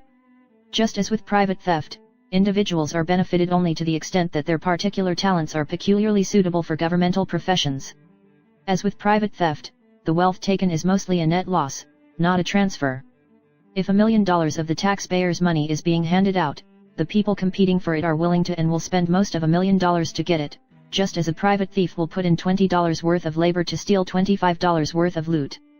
In addition, as with private theft, more resources are consumed by the cost of protection against government, the cost of tax lawyers, the cost of inefficient allocation of labor and capital and planning enterprises to minimize tax costs instead of to maximize real production, and so on. In the long run, society is probably poorer by more than the total amount stolen. Just as private thieves may be injured by theft, it is possible that those who work in or through government may be injured, on net, by the existence of government.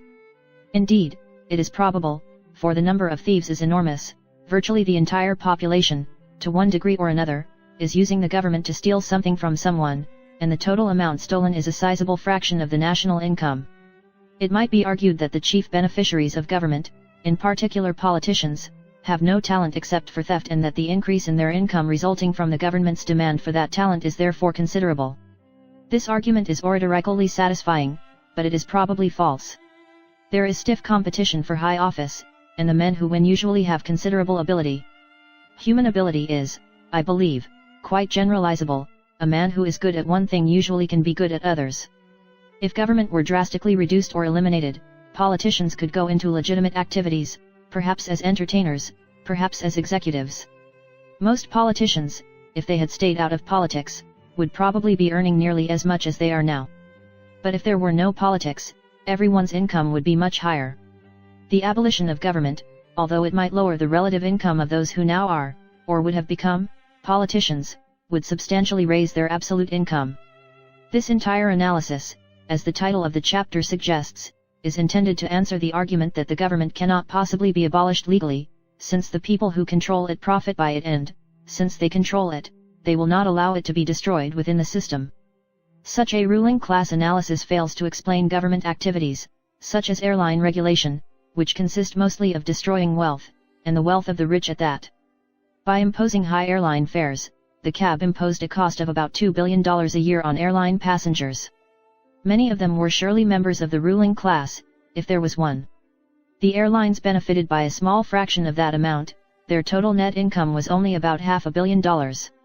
If we assume that 40% of that income was a result of the CAB's activities, that all of that goes to members of the ruling class, and that fully half the money spent on airline fares is spent by students, low-income couples on honeymoons, and similar non-members of the ruling class, we still have the curious spectacle of a ruling class that steals $1 billion from itself and pays $800 million for the privilege. It seems more reasonable to suppose that there is no ruling class, that we are ruled, rather, by a myriad of quarreling gangs, constantly engaged in stealing from each other to the great impoverishment of their own members as well as the rest of us. Even if this is correct, there are still people who have sunk money into the existing system, have spent time and energy working their way into a profitable job, and thus have a short-run interest in maintaining that system. This is only a transitional problem. Those people will fight fiercely against any attempt to abolish their jobs while they are in them, but they have no interest in preserving them for their successors. The abolition of government will take longer than the career of one generation of bureaucrats and politicians. This does not mean that we can achieve anarchy by merely posting a few Xerox copies of this chapter around Capitol Hill and waiting for the congressmen to recognize their long-run interests. In the next 2 chapters I suggest more practical and longer roads to freedom than that. But at least we can remove from our map one roadblock: the satanic ruling class, raking in the shekels with its right hand and stuffing the ballot box with its left. The right side of the public good trap. The analysis of public goods in Chapter 34 and the discussion of government viewed as a market in several other chapters make it possible to analyze the merits of government and anarchy in a new, or at least a more explicit, fashion. Under a government, good law is a public good. That is why it is not produced. The concept of a public good originates in economics, but it can apply to politics as well. Under our current institutions, people do, in a sense, buy laws. They bear various costs going to the polls and voting, investigating the implications of different proposals on the ballot and the voting patterns of different politicians, supporting campaigns with time or money in order to influence legislation. Many discussions of democracy assume that these costs are essentially zero, that if 60% of the people want something it will get done. But that is true only for very simple issues. More often, the cost of finding out what is really going on and influencing it is substantial. One cannot simply go to the polls and vote for the good guys. No candidate takes "I am a bad guy" as his campaign slogan. The political process can be viewed as a peculiar sort of economic process, intermediate between a grocery store and a horse race. Each voter decides what cost he is willing to bear in trying to get the laws he wants according to how likely his efforts are to succeed and how valuable such success may be. He buys law. And, by the nature of the peculiar marketplace on which we buy law, we are likely to buy more bad law than good. For good law, like national defense, is a public good. A public good, you will remember, is something which, if produced at all, must be produced for all the members of a pre-existing group. It is difficult for the person who produces it to charge those who benefit, since he has no way of refusing the good to those who refuse to pay. For this reason a public good may fail to be produced even when the cost of producing it is much less than its value. Since laws apply to everyone in their jurisdiction, whether or not he has worked or voted for them, good laws under governmental institutions are a public good and are consequently underproduced. Worse still, bad law is often a less public good than good law. The result is that the laws of a government are worse, not better, than its citizens, in terms of their individual values and beliefs, deserve. Consider a specific example. I have a choice of 2 ways of making $1,000, both are political. The first way is to work for the repeal of an enormous number of different special interest laws, CAB and ICC price fixing, agricultural subsidies, oil quotas, and so on ad nauseam, each of which costs me from a few cents to a few $100s a year. The second way is by working to pass one more special interest law which will benefit a small special interest of which I am a member and which will cost everyone else a few dollars. Suppose that I have no moral preference for one method over the other. Obviously, I will choose the second. It is enormously easier to pass one law than to repeal 100. Of course, the first method not only benefits me, it benefits everyone else, but I get nothing from that. The second method benefits me and a few others and harms everyone else, but that costs me nothing. Even if I am just as willing to make money in a way that benefits others as in a way that harms them, the existence of governmental institutions makes it enormously easier for me to do the latter. The result is that in a society such as ours, in which most people would rather produce than steal, we all spend a large part of our time using the laws to steal from each other. The theory of democracy may be, as Mencken said, that the common people know what they want and deserve to get it good and hard. The practice of democracy is that people get something a good deal worse than they either want or deserve. Any attempt to improve the society as a whole is caught in the same public good trap.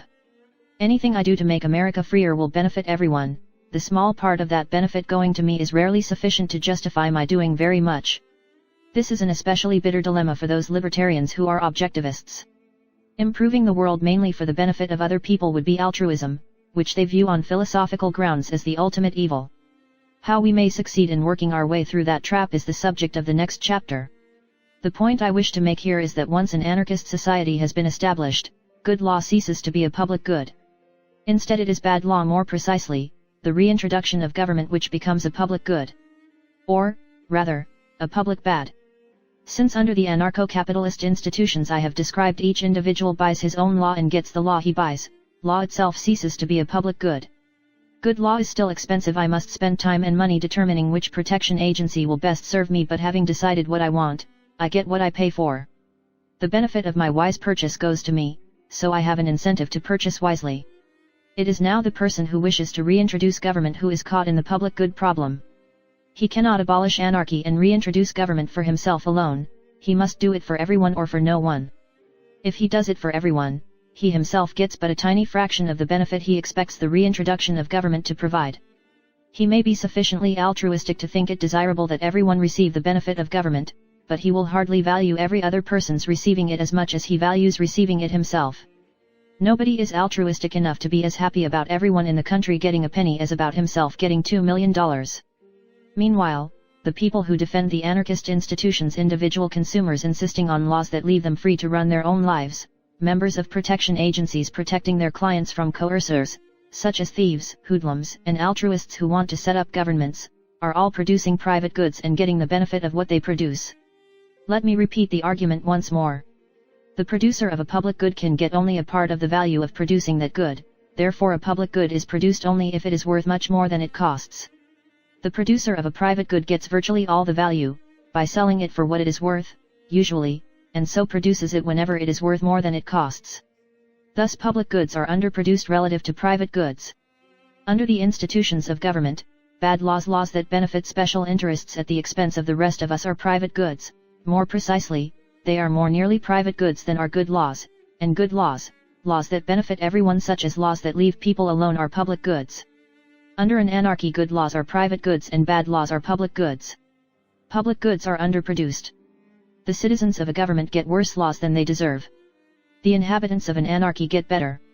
It is no more than a slightly exuberant exaggeration to say that a government functions properly only if it is made up exclusively of saints, and an anarchy fails only if it is inhabited exclusively by devils. This argument should not be confused with the argument popularized by John Kenneth Galbraith that public goods, meaning goods produced by the government, are underproduced and that we should therefore have higher taxes and more government spending. In the technical sense in which I use the term, the benefits of increased government spending are usually less of a public good than the costs, since the taxes that pay for a given program are usually more evenly distributed than the benefits of the program. The amount of government spending is determined by the balance of costs and benefits in the political marketplace. Since the costs are more of a public good and thus have less weight in that marketplace than the benefits, there will be too much spending, not, as Galbraith argues, too little. How to get there from here? You can't get there from here. Old joke, I hope. Why don't we have libertarian anarchy? Why does government exist? The answer implicit in previous chapters is that government as a whole exists because most people believe it is necessary. Most particular government activities, beyond the most fundamental, exist because they benefit some special interest at the cost of the rest of us. Each special interest will fight, in most cases successfully, to protect its private racket. Yet the individuals who make up the special interest are on the receiving end of everyone else's racket. Most of them lose, on net, by the whole transaction. To the extent that they realize this, they will support general reductions in government power. So the fundamental task is one of education. The obvious way to educate is to write books, give speeches, argue with friends, use all available means of communication to spread libertarian ideas. That is the strategy on which I concentrate my efforts, hence this book. It is not the only strategy. Showing is an effective way of teaching. People believe what they see. If it is the government that protects them from crime, delivers the mail, builds the streets, they will naturally conclude that without government these things will not get done. The most effective way to demonstrate that these things can be done privately is to do them. So a second strategy is the development of alternative institutions, the skeleton of anarcho-capitalism within the structure of contemporary society. UPS is doing it for postal service. Similarly, Private arbitrators have to some degree replaced government courts. In Chapter 18 I suggested ways of hastening that process. Private protection is already a big business. More than 1/3 of all expenditure for protection against crime goes to private firms, and a majority of all security personnel are private. Some housing developments are now being built complete with their own security systems. At some point, if this trend continues, voters will find themselves protected almost entirely by private services paid for out of their own pockets. They will be understandably reluctant to pay a second time, in taxes, for a superfluous police force, just as parents whose children go to parochial schools are reluctant to vote for school taxes. Even if these strategies are highly successful, government will continue for some decades to wield enormous powers and spend huge sums. Fortunately, politicians, although usually in favor of expanding their own power, are not motivated by any altruistic desire to guarantee the oppression of our grandchildren. It may often be possible to propose a step that benefits an incumbent politician in the short run but reduces the total power of government in the long run. An example is the voucher plan described in Chapter 10. It has been supported, in a limited form, by a number of powerful politicians, including at least one governor. I do not credit the governor with a passionate dedication to reducing the power of his office, merely with the desire to use Catholic votes to keep such power as he already had. Another example is the mini-city proposal discussed in Chapter 17. For reasons given there, it might be in the interest of the governors of several large states. So a third strategy is to create and support proposals which are in the short-run interest of some present politicians and in the long-run interest of the rest of us. I have said nothing about direct political action running libertarian candidates or pressuring candidates to take libertarian stands. I believe that such action, although it may be useful as a publicity device, a way of getting attention for libertarian ideas, serves no other purpose. People get more or less the politicians they want. Some would say the politicians they deserve. If the voters become so libertarian that they will only elect candidates who abolish each office as they leave it, such candidates will be found. If the voters want a powerful government, a few libertarians in Congress will not stop them. I have described what should be done, but not who should organize and control it. I have not said who should command the libertarian legions. The answer, of course, is no one. One of the central libertarian ideas is that command, hierarchy, is not the only way of getting things done. It usually is not even the best way. Having abandoned politics as a way of running the country, there is no reason for us to accept politics as a way of running the conspiracy to abolish politics. If this society is made freer, it will be done by a large number of people working individually or in small groups. I see no reason why we should all be part of some hierarchical group, some political party or libertarian conspiracy, modeled on the political institutions we are fighting against. Better, surely, for us to cooperate through the sorts of institutions we are fighting for, the institutions of the market. A market has room for firms of varying sizes. The Society for Individual Liberty, one of the older libertarian organizations, is a firm in the business of selling libertarian literature, publishing a magazine, arranging speeches and conferences, and coordinating libertarian activities. It has things called chapters, but their members are in no way the constituents of a political organization. SIL is the personal property of, I think, 4 people, who started it and run it. That should, I hope, keep its internal politics down to manageable size. An example of libertarian organization on a larger scale is the Libertarian Party.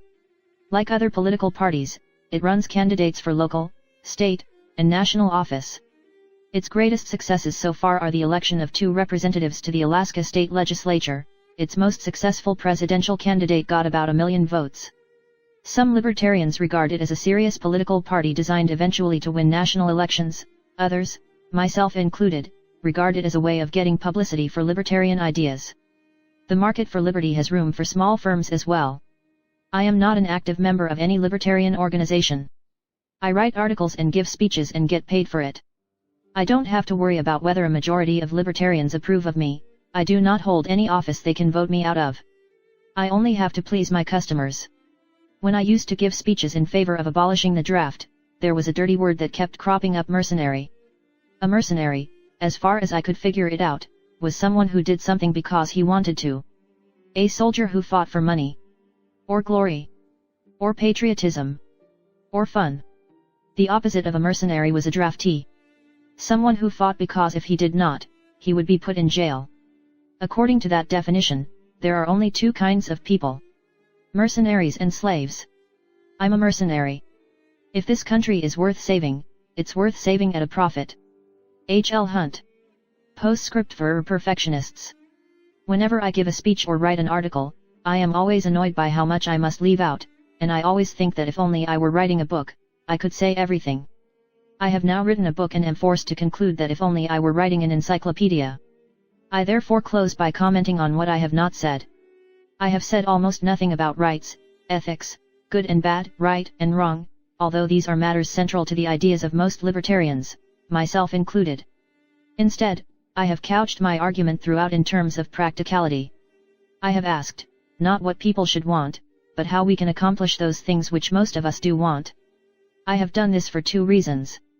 I am very much sure where I stand, where my arguments come from, and where they will lead me with regard to practical questions than with regard to ethical ones. And I have found that it is much easier to persuade people with practical arguments than with ethical arguments. This leads me to suspect that most political disagreement is rooted in questions of what is, not what should be. I have never met a socialist who wanted the kind of society that I think socialism would produce. Part 4. For libertarians, an expanded postscript. Don't write a book. My friends on either hand know more than I about my deepest views. Van den Hog believes it's simply grand. I'm a utilitarian. That's news, I didn't know I was. Some libertarians can spot sheep's clothing at 1,000 yards. I do not use right arguments, read theirs, nor cheer them loudly as they stack the cards. Assuming your conclusions is a game that two can play, it so's a bomb or gun. Preaching to the converted leads to fame in narrow circles. I've found better fun in search of something that might change a mind, the stakes my own and yours if so inclined. Problems. Many libertarians appear to believe that libertarianism can be stated as a simple and convincing moral principle from which everything else follows.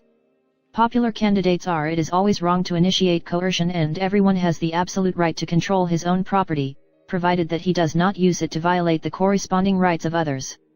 If they are right, then the obvious way to defend libertarian proposals is by showing that they follow from the initial principle. 1. Might even argue that to defend libertarian proposals on the grounds that they have desirable consequences, as I have done throughout this book, is not only a waste of time but a dangerous waste of time, since it suggests that one must abandon the libertarian position if it turns out that some coercive alternative works better. One problem with deducing libertarian conclusions from simple libertarian principles is that simple statements of libertarian principles are not all that compelling. Lots of people are in favor of initiating coercion, or at least doing things that libertarians regard as initiating coercion. Despite occasional claims to the contrary, libertarians have not yet produced any proof that our moral position is correct.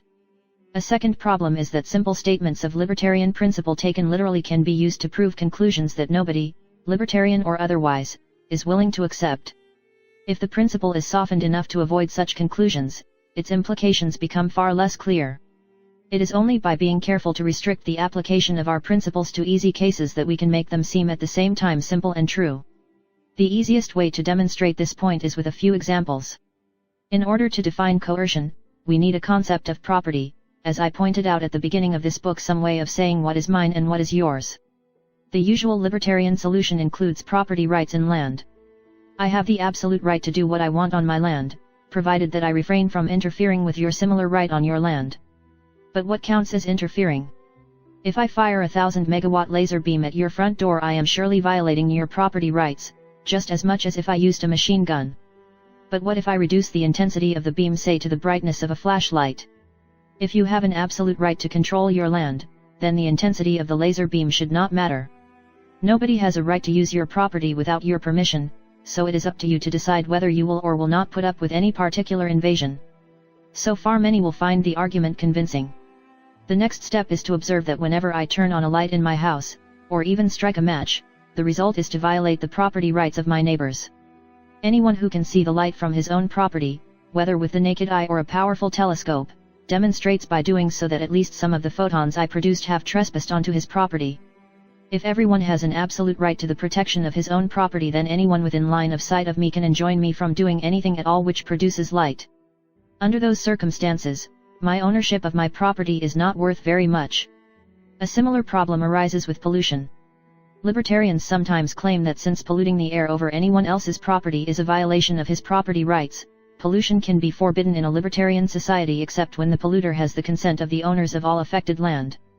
This argument is used to attack schemes such as effluent fees, discussed in Chapter 26, which are designed to limit pollution to its economically efficient level, the point at which further reductions cost more than they are worth, but not to eliminate it. Here again, the problem is that an absolute right to control one's property proves too much. Carbon dioxide is a pollutant. It is also an end product of human metabolism.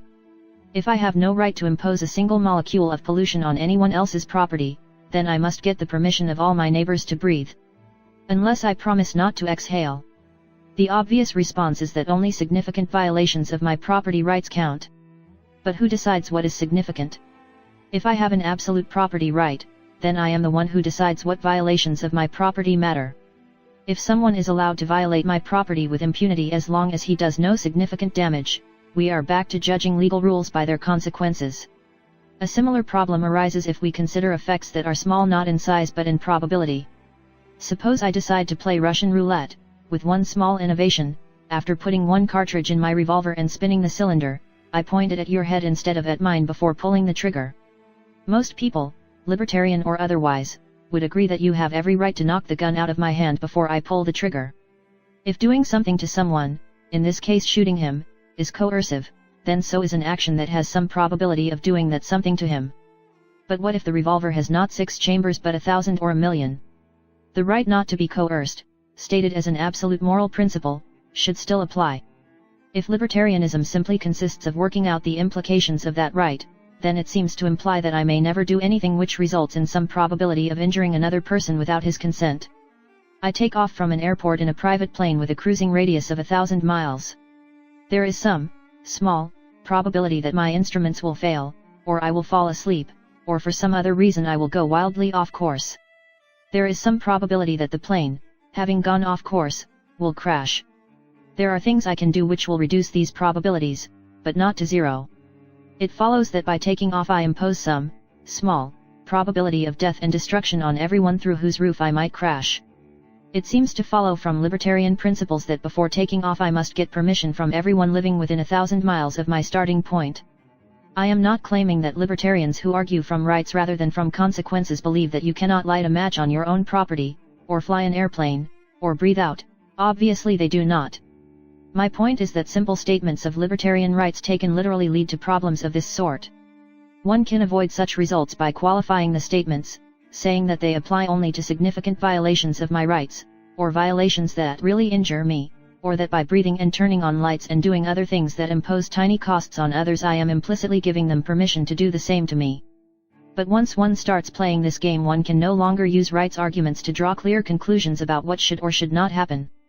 People who believe in taxes can argue just as plausibly that taxes do not really injure you, since the benefits they produce more than make up for the cost, or that everyone implicitly consents to taxes by using government services. The longer I have thought about these issues, the more convinced I have become that arguments about fundamental moral principles do not provide answers to enough important questions. In particular, they provide no answer, and no way of getting an answer, to a whole range of questions about where to draw lines. It seems obvious that we want property rules that prohibit trespass by 1,000-megawatt laser beams and machine gun bullets but not by flashlights and individual carbon dioxide molecules. But how, in principle, do you decide where along that continuum the rights of the property owner stop? We want rules that prohibit me from demonstrating my marksmanship by shooting a rifle at flies hovering around your head but do not prohibit all airplane flights. We want rules that prohibit trespass by elephants but not by satellites orbiting 3,000 miles over my roof. One tempting approach to such issues is to try to go back to the origin of property in land. If we knew how I acquired ownership of land, we might also know what that ownership consists of. Unfortunately, we do not know how I acquired ownership to land. John Locke, several centuries ago, suggested that we acquire land by mixing our labor with it, but he did not explain how. When I clear a piece of forest, I acquire not only the increased value due to my efforts but complete ownership over the land. How, in particular, do I acquire the right to forbid you from walking across the land, something you could have done even if I had never cleared it? Later libertarian theorists have suggested other grounds for establishing ownership in land, such as claiming it or marking its boundaries. But no one, so far as I know, has presented any convincing reason why, if land starts out belonging equally to everyone, I somehow lose my right to walk on it as a result of your loudly announcing that it is yours. It is easy enough to show reasons why the conversion of common property into private property is a good thing, why it makes us better off, but it is very much harder to derive property in land from some a priori theory of natural rights. That is why, at the beginning of this book, I conceded that the basis of property in unproduced resources such as land is shaky, and argued that it does not matter very much, since only a small fraction of the income of a modern society is derived from such resources. The problems I have discussed so far are all associated with the definition of property rights to land. A host of similar problems arise in specifying the rules of a legal system designed to enforce libertarian rights in a libertarian way. A criminal trial rarely if ever produces a certainty of guilt. If you jail, or fine, someone after concluding that there is a 98% chance that he has committed a crime, there remains a 2% chance that you are violating the rights of someone who is innocent. Does that mean that you can never punish anyone unless you are 100% certain he is guilty? If not, how in principle do libertarian moral principles tell you what degree of proof should be necessary for conviction and punishment? Once someone is convicted, the next question is what you can legitimately do to him. Suppose I have stolen $100 from you. If all you are allowed to do is take your money back, then theft is an attractive profession. Sometimes I am caught and give the money back, sometimes I am not caught and keep it. Heads I win, tails I break even. In order to prevent theft, you must be able to take back more than was stolen. But how much more? When I raised that question once in a talk to a libertarian audience, I was told that it had already been answered by a prominent libertarian: you are entitled to take back exactly twice what is stolen. That was many years ago, but nobody yet has given me a reason why it should be twice. 2 is a nice number, but so is 3, and there may be much to be said for 4, or 10, or 100. The problem is not to invent answers but to find some way of deriving them. I could continue with a wide range of other problems for which the natural rights approach to libertarianism offers, so far as I can tell, no solution. I would prefer instead to suggest a different criticism of that approach. Even if we ignore situations that involve vanishingly small rights violations, the usual statements of libertarian principle imply conclusions that almost nobody, libertarian or otherwise, believes in. Consider the following example. A madman is about to open fire on a crowd. If he does so, numerous innocent people will die. The only way to prevent him is to shoot him with a rifle that is within reach of several members of the crowd. The rifle is on the private property of its legitimate owner. He is a well-known misanthrope who has publicly stated on numerous occasions that he is opposed to letting anyone use his rifle without his permission, even if it would save hundreds of lives. 2 questions now arise. The first is whether members of the crowd have a right to take the rifle and use it to shoot the madman. The answer of libertarian rights theory, as I understand it, is no. The owner of the rifle is not responsible for the existence of the madman, and the fact that his rifle is, temporarily, of enormous value to other people does not give them a right to take it. The second question is whether it is desirable that someone take the rifle and use it to shoot the madman, whether, to put it more personally, I wish that someone do so, or whether I would rather see the members of the crowd stand there and be shot down. The answer to this question seems equally unambiguous. If someone takes the rifle, there is a relatively minor violation of the legitimate rights of its owner. If no one does, there is a major violation of the legitimate rights, not to be killed, of a large number of victims plus a substantial cost in human life and human pain. If asked which of these outcomes I would prefer to see, the answer is obviously the first. This result is not, in any strict sense, paradoxical. An outcome may be desirable even though there is no morally legitimate way of achieving it. Indeed, this possibility is implied by the idea, due to Nozick, of viewing libertarian rights as side constraints within which we seek to achieve some objective. The constraints would be irrelevant unless there were some circumstances in which we could better achieve the objective by ignoring them. While not in any strict sense paradoxical, the result is, at least to me, an uncomfortable one. It puts me in the position of saying that I very much hope someone grabs the gun, but that I disapprove of whoever does so.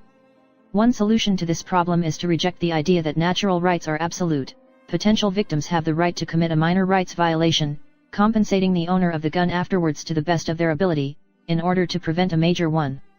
Another is to claim that natural rights are convenient rules of thumb which correctly describe how one should act under most circumstances, but that in sufficiently unusual situations one must abandon the general rules and make decisions in terms of the ultimate objectives which the rules were intended to achieve. A third response is to assert that the situation I have described cannot occur, that there is some natural law guaranteeing that rights violations will always have bad consequences and that committing one rights violation can never decrease the total of rights violations.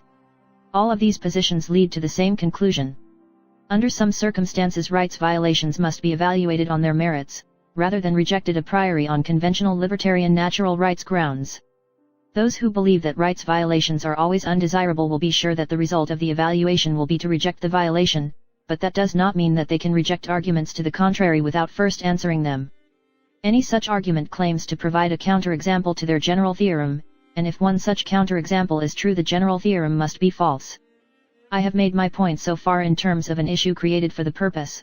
Whether or not to steal rifles in order to shoot madmen is not a burning issue in libertarian, or other, circles. I will now carry the argument a step further by defending one of the particular heresies which, it is widely believed, no libertarian can support, that under some conceivable circumstances a draft would be desirable.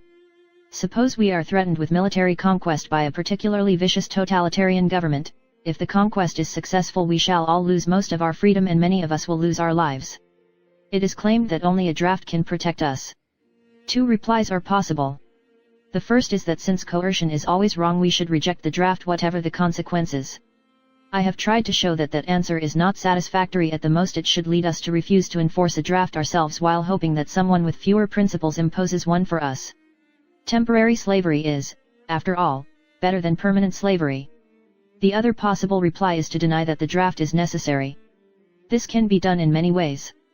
The economist is inclined to argue that collecting taxes in cash and using them to hire soldiers is always more efficient than collecting taxes in labor. The moralist may claim that a society whose members will not voluntarily defend it is not worth defending.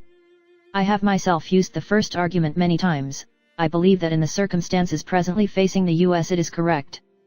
But the question I am currently concerned with is not whether under present circumstances, or even under likely circumstances, a draft is desirable. The question is whether under any conceivable circumstances it could be. The answer is yes. Imagine a situation in which the chance of a soldier being killed is so high that a rational individual who is concerned chiefly with his own welfare will refuse to volunteer even at a very high wage. Imagine further that the percentage of the population required to defeat the enemy is so large that there are simply not enough patriotic, or altruistic, or adventure-loving, or unreasonably optimistic recruits available. In order to win the war, the army must also include selfish individuals with a realistic view of the costs and benefits to themselves of joining the army. Recruiters and preachers will of course point out to such individuals that if everyone refuses to fight, we will be conquered and you will be worse off than if everyone volunteers to fight. The individual will reply, correctly, that what he does not determine what everyone else does. If everyone else volunteers, he can stay safely at home. If nobody else volunteers and he does, he will almost certainly be killed, and if not killed will be enslaved. Under such circumstances, an army could be recruited without a draft by paying very high salaries and financing them with taxes so high that anyone who does not volunteer starves to death. The coercion of a tax is then indistinguishable from the coercion of a draft. While a libertarian may still argue that to impose either a draft or a tax is immoral and that he himself would refuse to do so, I find it hard to see how he can deny that, under the circumstances I have hypothesized, he would rather see himself and everyone else temporarily enslaved by his own government than permanently enslaved by someone else's.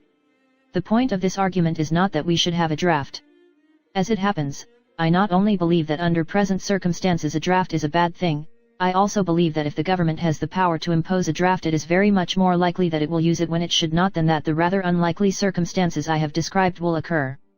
That is, however, a practical argument, and one that might depend on the particular circumstances of a particular time and place. It is not an argument of principle that would apply everywhere and everywhen. Perhaps what these examples show is not that we cannot accept a simple statement of libertarian principle, but only that I picked the wrong one. Perhaps we should replace a statement about what one should do, never initiate coercion, with a statement about what objective one should seek, do whatever minimizes the total amount of coercion. Both seizing the rifle and imposing a draft are then, in the particular circumstances I have described, not only consistent with libertarian principle but required by it.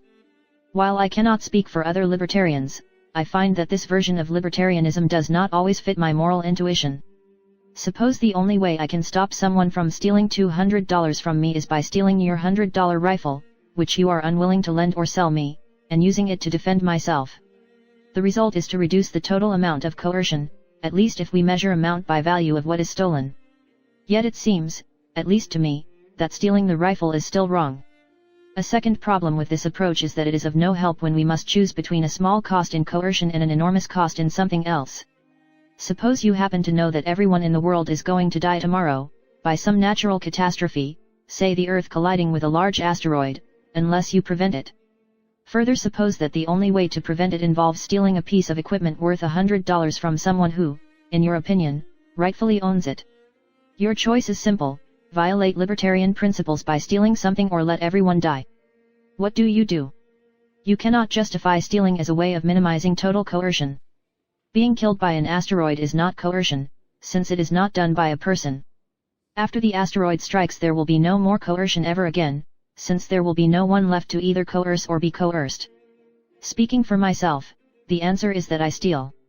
When I put such questions to other libertarians, one common response is a frantic attempt to reinterpret the problem out of existence. One example might be the reply that, since the person you are stealing from will himself be killed if you do not take the device, he would be in favor of your taking it, so you are not really stealing, you are using the device in the way he would want you to if he knew what you know. Another response might be that you should not steal the equipment because your belief that doing so will save the world may be wrong. All such evasions are futile. I can always alter the assumptions to force the issue back to its original form.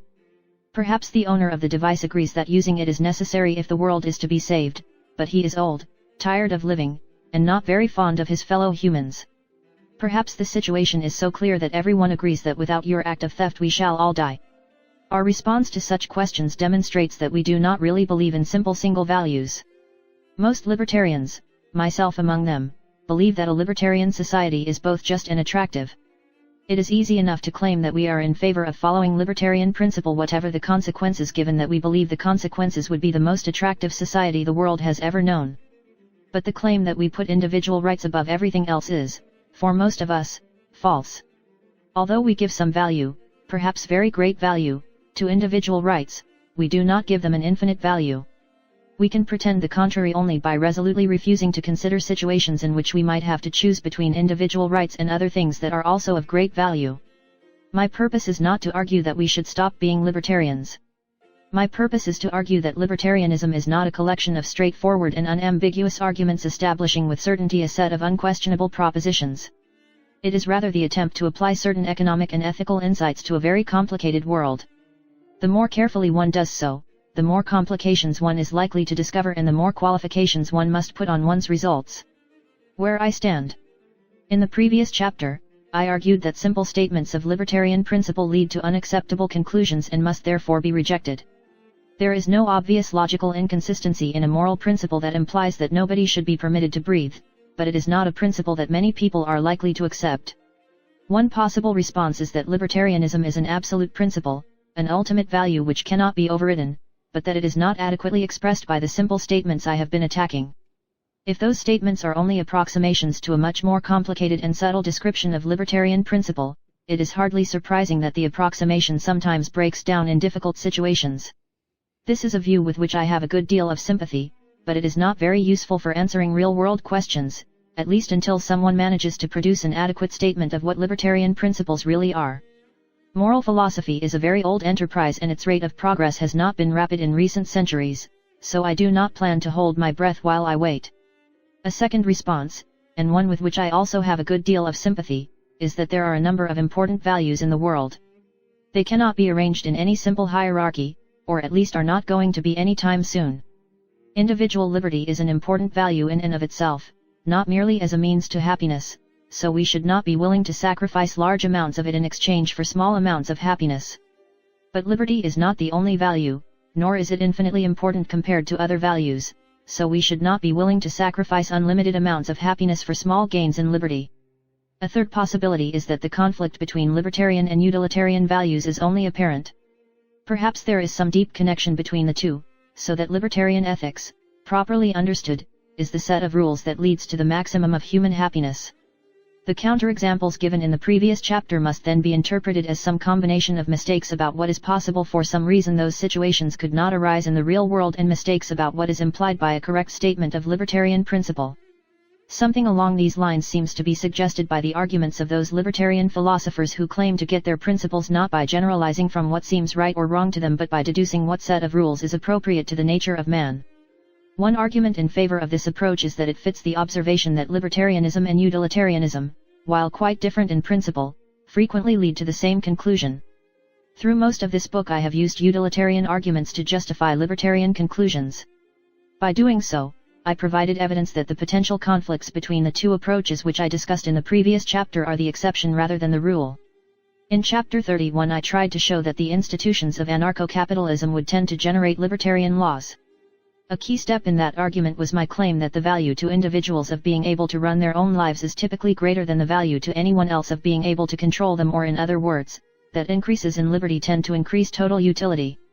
A fourth possibility, and the last which I will consider, is that libertarianism is wrong and we should accept utilitarianism instead.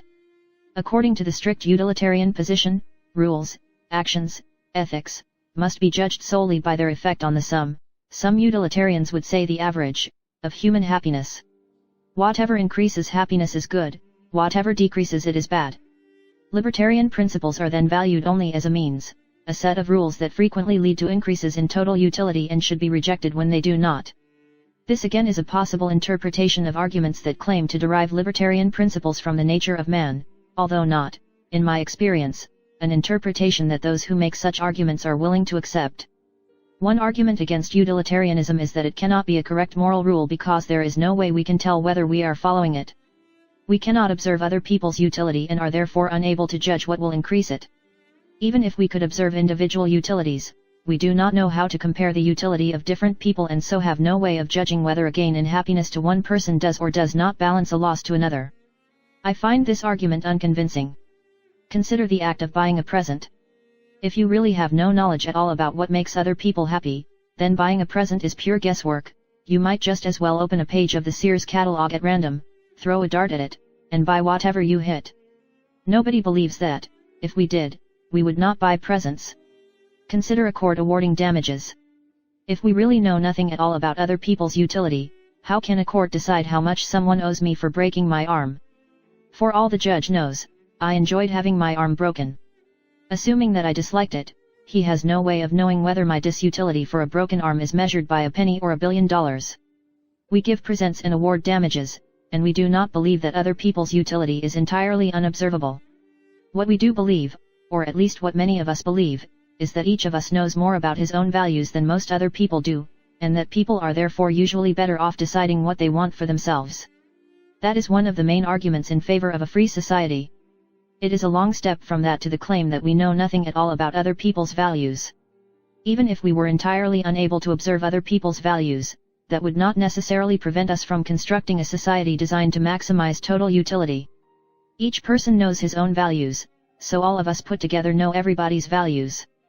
In order to maximize the total utility of the society, we would construct rules and institutions that utilized all of that information via some sort of decentralized decision-making system, with each person making the decisions that require the particular knowledge he has.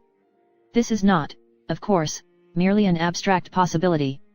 One of the strongest arguments in favor of letting people interact freely in a market under property rights institutions is that it is the best known way to utilize the decentralized knowledge of the society, including the knowledge that each individual has about his own values. The field of welfare economics largely consists of the analysis of the rules that lead to optimal outcomes under specified circumstances, where the outcomes are evaluated in terms of the preferences of the individuals concerned. One originator of modern economics, including much of welfare economics, was Alfred Marshall, an economist and utilitarian who viewed economic theory in part as a way of figuring out how to maximize total utility. Even if individual preferences can be observed, either directly or as reflected in actions, we are still left with the problem of comparing them. How can we say whether something which makes one person worse off and another better off produces a net increase in human happiness? The answer, I believe, is that we may not be able to make such comparisons very well or describe clearly how we make them, but we still do it. When you decide to give $10 worth of food and clothing to someone whose house has just burned down instead of sending a $10 check as an unsolicited gift to a random millionaire, you are expressing an opinion about which of them values the money more. When you decide where to take your children for vacation, you are making a complicated judgment about whether their total happiness will be greater camping in a forest or waiting on the seashore. We cannot reduce the decision to a matter of precise calculation, but few of us doubt that the unhappiness A gets from the prick of a pin is less than the unhappiness B gets from being tortured to death. Utilitarianism is a possible moral rule. The difficulties of applying it to real-world problems are substantial, but so are the difficulties of applying an alternative rule such as minimizing coercion. One would face very similar problems in defining and measuring the amount of coercion and in judging the trade-off between increased coercion for one person and decreased coercion for another. Utilitarianism is a possible moral rule, but it is not one that I am willing to accept. Why? For the same reason that I reject all simple statements of libertarianism, because I can construct hypothetical situations in which it seems clear to me that the rule gives the wrong answer. You are the sheriff of a small town plagued by a series of particularly brutal murders. Fortunately, the murderer has left town. Unfortunately, the townspeople do not believe that the murderer has left, and will regard your assertion that he has as an attempt to justify your own incompetence in failing to catch him. Feeling is running high. If no murderer is produced, 3 or 4 innocent suspects will get lynched. There is an alternative. You can manufacture evidence to frame someone. Once he has been convicted and hung, the problem will be gone. Should you do it? On utilitarian grounds, it seems clear that the answer is yes. You are killing one innocent person but saving several, and you have no reason to believe that the one you kill values life any more than the ones you save. You yourself may receive disutility from knowing that you have framed an innocent man, but if it gets bad enough you can always kill yourself, leaving a profit of at least one life's worth of utility. I am not willing to accept the conclusion. In an earlier hypothetical, I said that I would steal. In this one, I would not frame. To save 1,000,000 lives, perhaps, but for a net profit of 1 or 2, no. It follows that I am not a utilitarian.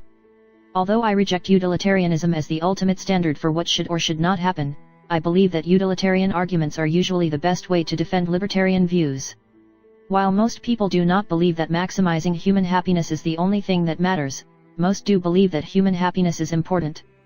Libertarians are not the only ones who avoid conflicts by believing that the system they favor works both morally and practically.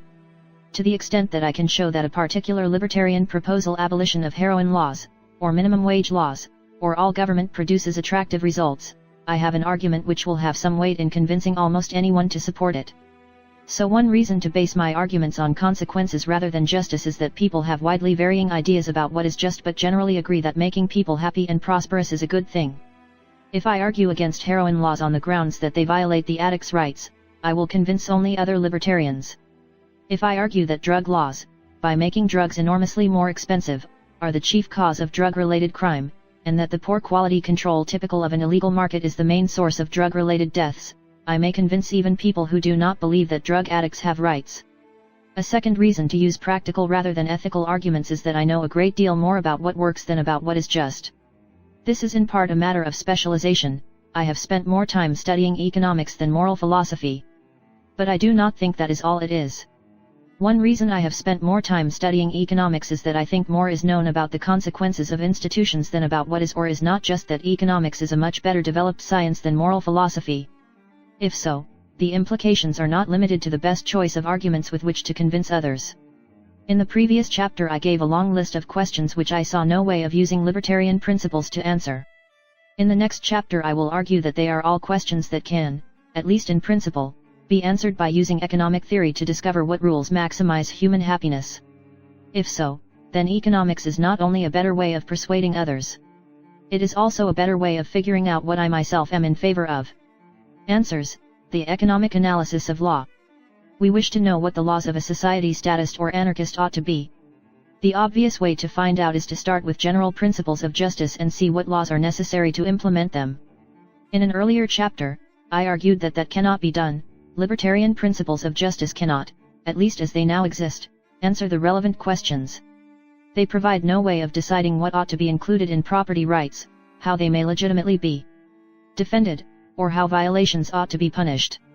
When I say that libertarian principles cannot answer the questions, I do not merely mean that answering them is hard. That would be true wherever we started. These are hard questions.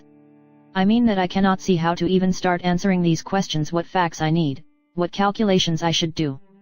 It is as if I were faced with an engineering problem and had no way of finding out how to start setting up the relevant equations. Perhaps someone else does know how to do it, but someone else is not writing this book. My solution is to find a different starting point from which to solve the problem. That starting point is utilitarianism. As a moral philosopher I am a libertarian, insofar as I am anything. As an economist I am a utilitarian. One could describe most of this book as a utilitarian approach to libertarianism, but only by using utilitarian in a very general sense. I have tried to show that libertarian institutions produce attractive results, but I have not defined attractive as anything so specific as tending to maximize the sum total of human happiness. In this chapter, however, I am trying to answer much more specific questions. Not merely should we have property rights, but exactly what sort of property rights should we have.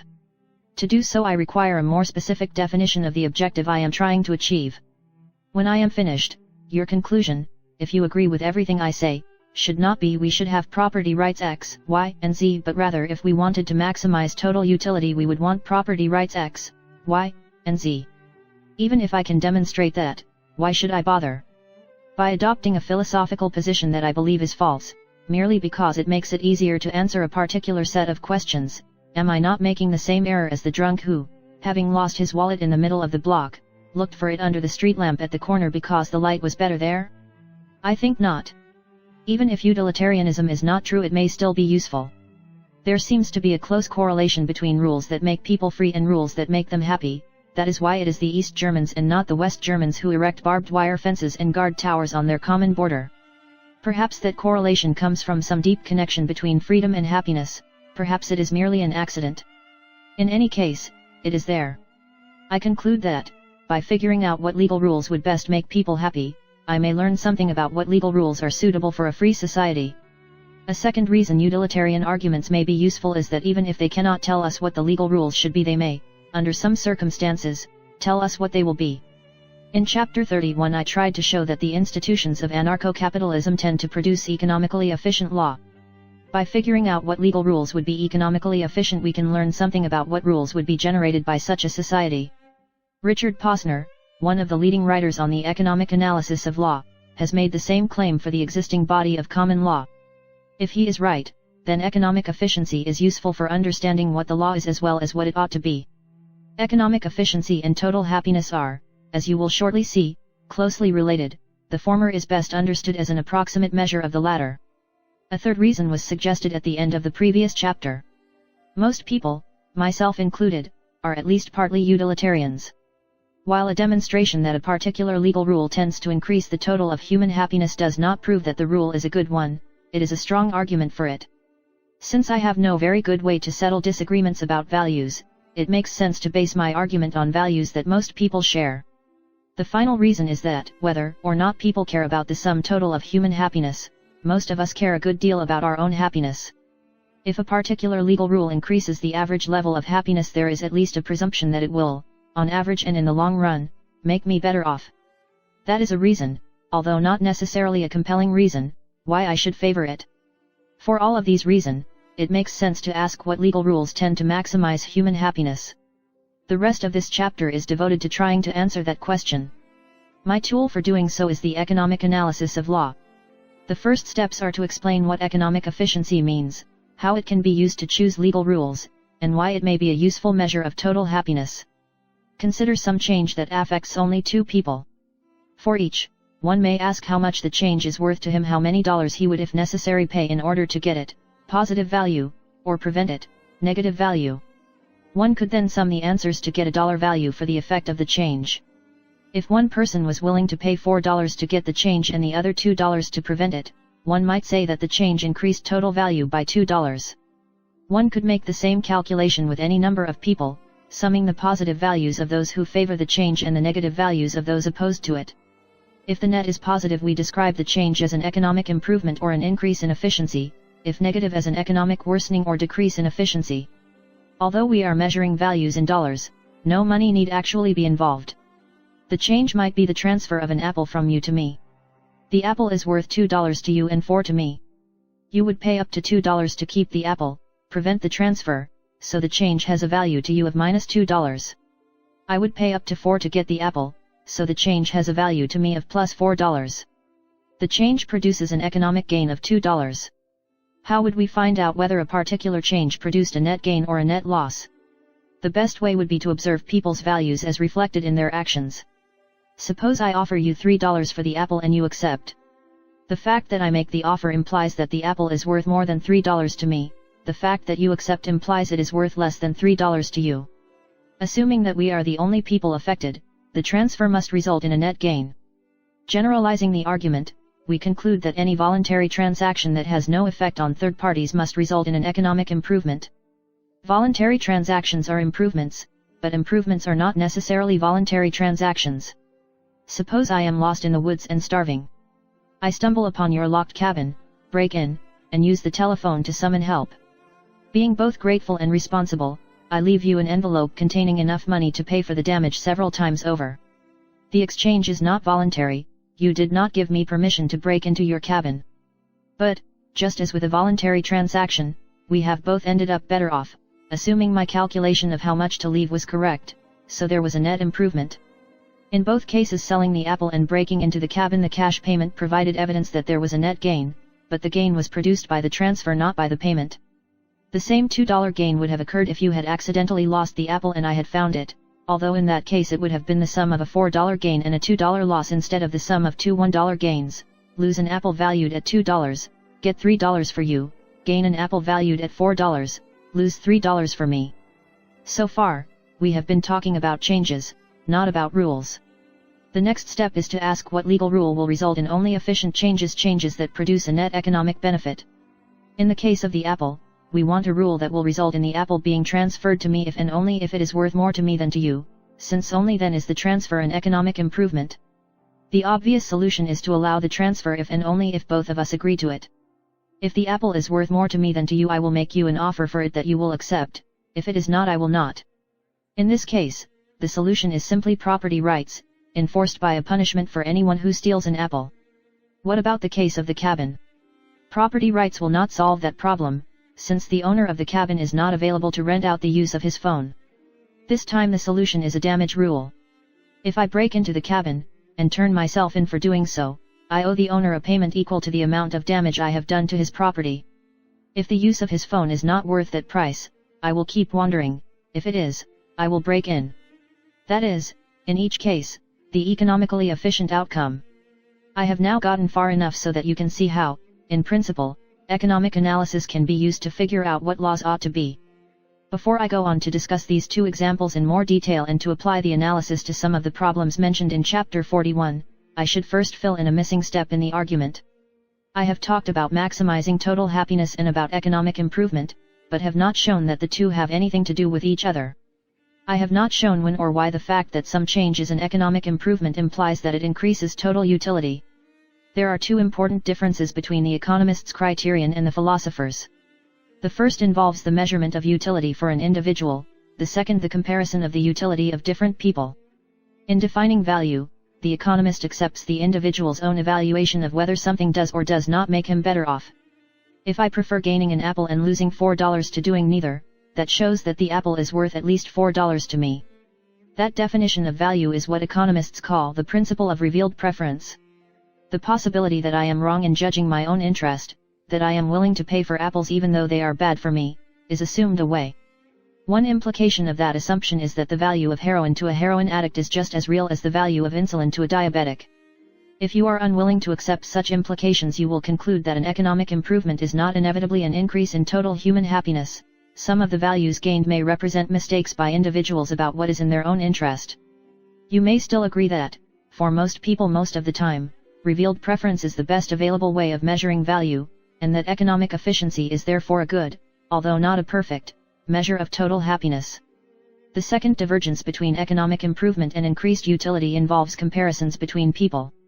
In summing individual values in order to decide whether some change is an improvement or a worsening, we count a $1 gain to one person as just canceling a $1 loss to another.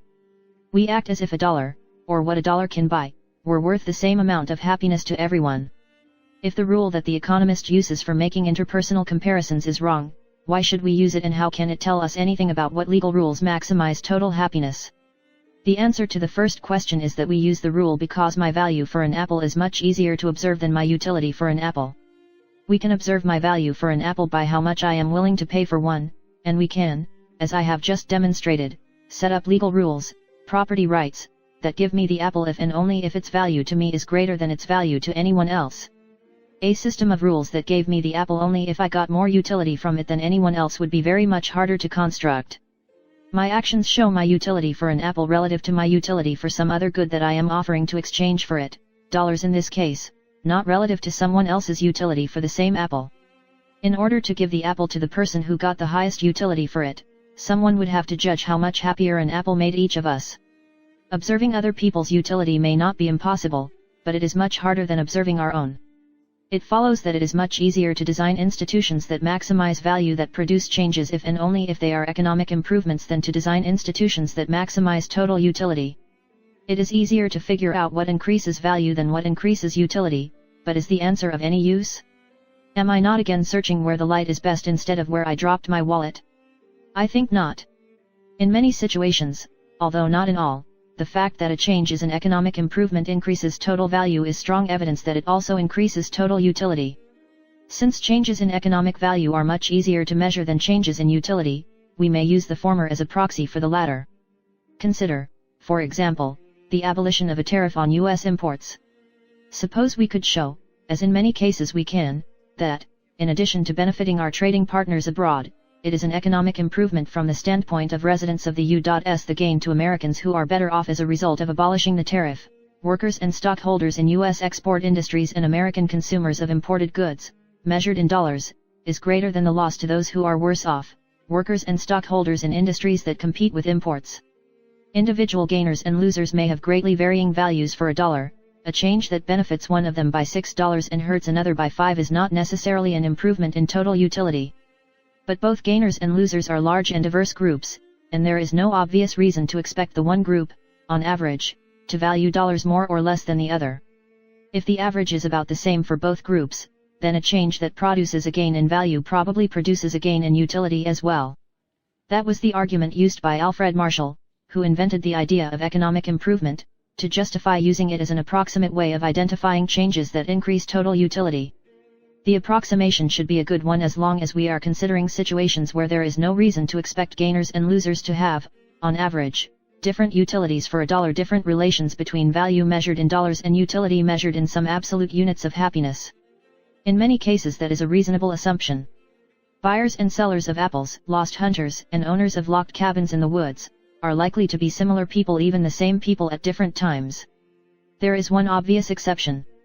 We expect, as a general rule, that the more money you have the less an additional dollar is worth to you, and therefore that, on average, a dollar represents more happiness for someone with very little money than for someone with a lot of money. That is why we rarely give charity to millionaires. We therefore expect that, if gainers and losers have very different incomes, the net change in value will be a poor measure of the net change in happiness. A change that makes a rich man $10 worse off and a poor man $9 better off is an economic worsening, but it may well increase the amount of happiness in the world. The same is true for a change that harms a large group of rich people by a total of $10 million and benefits a large group of poor people by a total of $9 million. The obvious conclusion, and one that many utilitarians have drawn, is that income redistribution is a good thing. Taxing the rich and giving the money to the poor may be an economic worsening, due to collection costs and disincentives, and yet a utilitarian improvement. My reasons for disagreeing with that conclusion are two. The first is that since the poor are, as a rule, politically weak, they are at least as likely to be the victims of governmental income transfers as they are to be the beneficiaries. That is the point that I made in Chapter 4. The second is that the struggle among groups trying to make themselves beneficiaries rather than victims is likely to be an expensive one, making practically all of us, rich and poor, worse off in a society that permits such redistribution than in one that does not. That is the point that I made in Chapter 38. Those two chapters were a utilitarian attack on one of the chief doctrines that divides utilitarians from libertarians.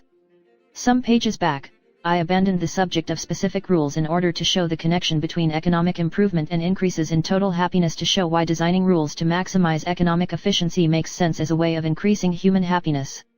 I have now done so. I have not shown that economic improvement and increases in total utility are the same, they are not. I have shown why the former is an approximate measure of the latter, and may, for practical purposes, be the best measure available. Readers who are not convinced may want to look at Marshall's original argument or at the much more detailed discussion of economic efficiency in another book of mine. Both books are listed in Appendix 2. Readers who are economics students should be warned that those are almost the only places to look. Modern economics texts other than mine use a different, although for most purposes equivalent, definition of improvement. It is now time to go back to discussing specific rules. The question I shall be investigating is how one would design legal rules to maximize economic efficiency to permit changes that are economic improvements and prevent changes that are economic worsenings. Consider again the solution to the apple problem. If we do not enforce property rights in apples, at least two kinds of inefficient change may occur. First, apples may be transferred from owners who value them more to thieves who value them less. Second, thieves may spend time and money stealing apples instead of buying them. Suppose the apple is worth $2 to you and $4 to me. Instead of buying it for $3, I sneak into your orchard at night and steal it, at a cost of $1 worth of time and effort. You are worse off by $2, the value of the apple to you, and I am better off by $3, the value of the apple to me minus the cost to me of getting it, so there is a net gain of $1. My stealing the apple is an economic improvement over my not getting it at all. But not getting the apple is not the only alternative, I could have bought it instead. Stealing the apple is worse than buying the apple, since that would have produced a net gain of $2. An efficient legal system will include some way of making it in the interest of people who want apples to buy them instead of stealing them. That is why we punish thieves. How much should we punish them? If all thieves were caught, a fine equal to the value of what is stolen would be sufficient, since stealing things is more trouble than buying them. Theft would be the less attractive of the two alternatives. If only a fraction of thieves are caught, say 1 in 10, the same argument suggests that the punishment should be scaled up accordingly. If the fine for stealing an apple is 10 times the price of buying one, then stealing costs the thief, on average, as much money as buying and more trouble. We now have the same rule for apples and for cabins. The rule I suggested for someone who broke into a cabin was that he should pay a fine equal to the damage done provided he turned himself in. I included that condition in order to make it a case where the probability of being caught was 1. In order to eliminate inefficient transactions, the amount of the fine, or the probability times the amount, if only a fraction of thieves are caught, must be at least the value of what is taken. The case of the cabin in the woods is an argument against making the fine any higher than that. While we could have one legal rule for apples and a different one for cabins, it may be easier to have a single set of rules defining what property rights are and what happens if you violate them. Such a set of rules should take account of the possibility that some violations of property rights, such as the lost hunter breaking into the cabin, are desirable changes that for some reason cannot be arranged via a voluntary exchange. A punishment lower than the damage done permits some inefficient changes, a punishment higher than the damage done prevents some efficient ones.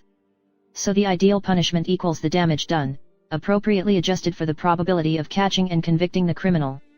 If I were devoting a book instead of a chapter to the economic analysis of law, I would qualify this conclusion in many ways, to take account of complications such as the cost of enforcing law, preventing inefficient crimes may sometimes cost more than it is worth, and the possibility of error in determining guilt.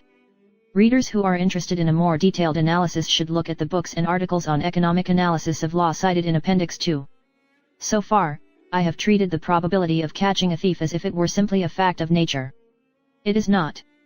By hiring more policemen or offering higher rewards we can increase the probability that thieves will be caught.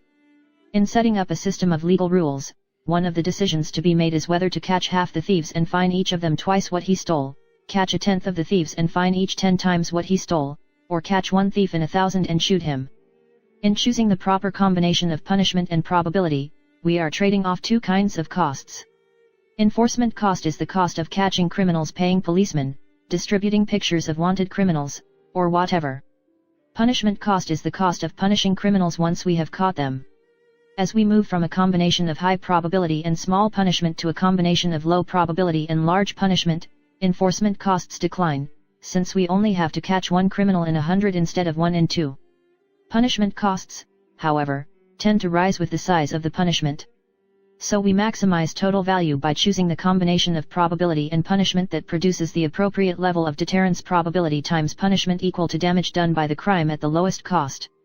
What is punishment cost and why does it increase with the size of the punishment? Consider first a fine. The cost to the criminal is the amount of money he has to pay. Having to pay a $10 fine makes me worse off by exactly $10.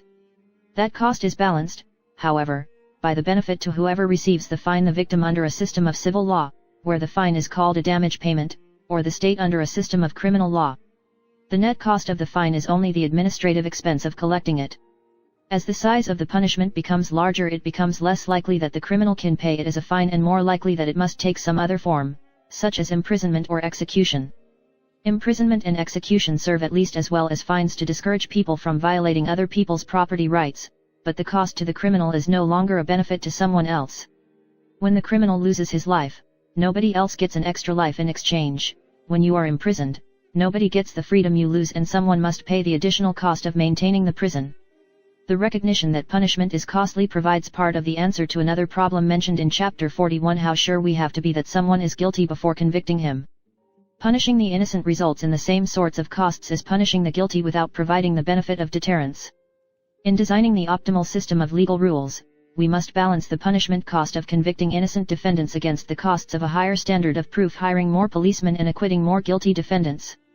One conclusion is that we will want a higher standard of proof for an offense that results in a costly punishment, such as execution, than for an offense that results in an inexpensive punishment, such as a fine. That is, in fact, the way our present legal system works. A higher standard of proof is required in criminal cases, beyond a reasonable doubt, than in civil cases, the preponderance of the evidence. This is not simply a matter of taking more care in more important cases. $1 million damage payment is a bigger punishment than a 12-week jail sentence, but the standard of proof required to impose it is lower. We have now seen, at least in a general way, how and why property rights should be enforced. There is one feature of the analysis that I find interesting and some readers may find shocking. In calculating the costs and benefits whose sum we try to maximize, costs and benefits to the thief have the same weight as costs and benefits to the victim. In judging whether a change was inefficient and should therefore be prevented, gains to the criminal were balanced against costs to the victim. In choosing a combination of probability and punishment, we included the cost of the punishment to the criminal along with costs of enforcement and costs paid, or benefits received, by the court system in the total to be minimized. What is interesting about this is that we are deriving libertarian results rather than assuming them. We start with an assumption, utilitarianism, that says nothing at all about the relative virtue of thieves and victims. We end with a legal system in which thieves are punished. Before leaving the question of enforcing property rights and going on to discuss how those rights should be defined, there are a few more things worth noting. As I pointed out in the previous chapter, there are two ways of measuring utility. One is from the outside, by trying to estimate how much someone else values something. I argued that doing so is not impossible but that it is difficult to do it very well. The other is from the inside. Each of us knows quite a lot about what he values, and his actions reflect that knowledge. The legal rules I have suggested use both methods. Apples are allocated by revealed preference. If I think the apple is worth more to me than you think it is worth to you, I buy it from you. Locked cabins in the woods are allocated by a combination of revealed preference and outside observation. The hunter decides whether to break in according to how much he values access to a telephone, but the court decides the damages he must pay according to how much it thinks that the owner values not having his door broken down. This is a point I made earlier, when I suggested that the existence of courts making damage awards is evidence that we believe it is possible to know something about other people's values. If revealed preference is a better way of measuring values, why not construct a legal system that depends entirely on revealed preference and never tries to measure someone else's value for something? The answer is suggested by the example of the cabin in the woods. Since the owner is not present when the lost hunter shows up, there is no way to negotiate a price for the use of the owner's telephone. Are there ways to solve this problem without having a court measure value? Perhaps. The owner might decide for himself how much he objected to people breaking into his cabin and post a price list on the door: $50 for breaking the lock and another $10 for using the phone. The problem with this is that there are many different situations in which one person might very much want to use someone else's property and not have an opportunity to get his permission first. The price list would have to be a long one and it might be necessary to post it not only on the door but on every tree. It would have to cover not only breaking down the door to use the telephone but also trespassing onto the property while running away from a bear, cutting dead wood to make a fire to keep from freezing, and perhaps even bulldozing down the cabin to stop the spread of a forest fire. All things considered, using a court to estimate damages seems a more practical solution. Another alternative would be to arrange a contract in advance between the hunter and the property owner, defining the circumstances and conditions under which the former could use the latter's property. Here again, there are practical difficulties, due to the variety of possible problems and the large number of people involved. Each individual hunter has a very low probability of being lost and having to break into a cabin, and an even lower probability of having to break into any particular cabin. Negotiating terms in advance for an event that has only one chance in 10 million of happening is unlikely to be worth the trouble. If we try to draw up advance contracts covering every possible contingency, we shall have no time to do anything else. What these examples suggest is that it is not practical to set up a legal system in which outcomes are entirely determined by revealed preference and voluntary transactions. At the same time, because the market provides a less expensive and more accurate way of measuring values, we would like a system that uses courts only when markets are not a viable alternative. If, for example, there is some class of cases where we are sure that market transactions are always practical and the efficient level of crime is therefore zero, we might make the punishment much more than the court's estimate of damage done, punitive damages, in order to make it less likely that mistakes by the court system will encourage inefficient crimes. A full discussion of such issues would again carry us beyond what can be done in a chapter. I have now finished sketching the answer to one of the problems raised in an earlier chapter, the appropriate punishment for a thief. In doing so, I have laid the groundwork for answering two other questions raised in that chapter, the proper restrictions on risky activity and the proper definition of property rights. The case of risky activity, as exemplified by the pilot with a small chance of crashing anywhere within 1,000 miles of his starting point, is similar to the case of the starving hunter. The pilot, unlike the hunter, does not actually decide to break into someone's house. He does decide how often to fly, how often to have his plane checked, and what kind of safety equipment to buy. By making those decisions, he controls the probability that he will end up entering someone's house through the roof. Similarly, someone who drives a car or uses dynamite to remove stumps from his land does not choose to have an accident that results in injury to someone else's person or property. He does, however, choose how much to drive or blast and how carefully. In each case, the proper legal rule is one that forces him to pay for any damage produced by his actions.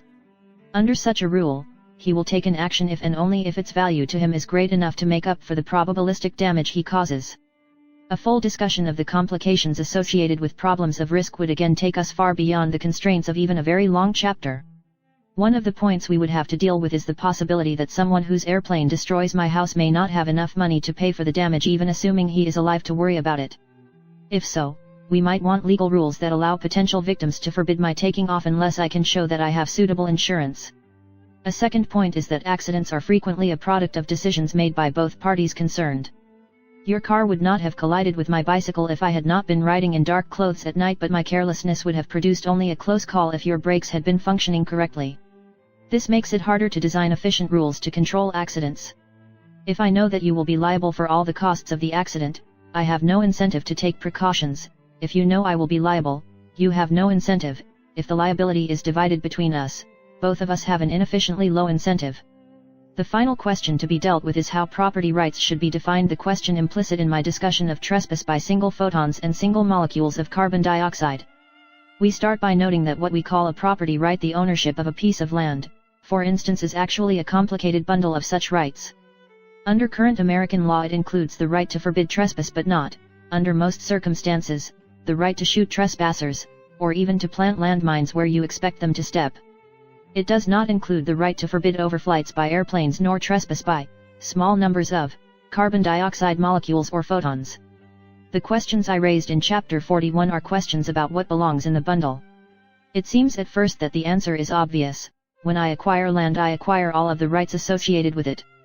The problem is that some rights are associated with more than one piece of land.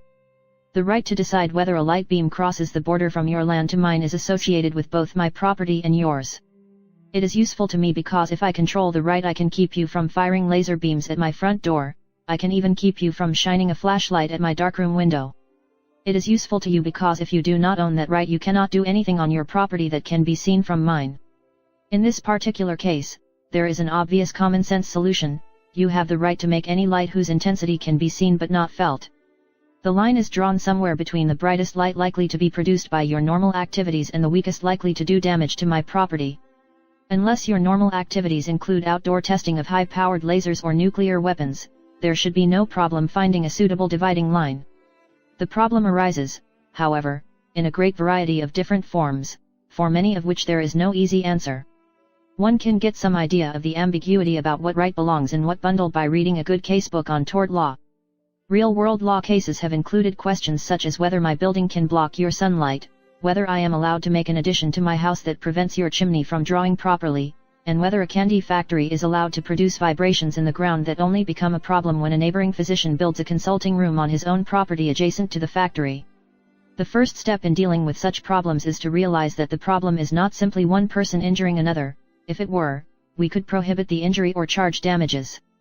It is rather a case of two people engaged in inconsistent activities. My candy factory would be no problem if you had built your consulting room somewhere else on your lot. Your building your consulting room where you did would be no problem if I were not running a candy factory.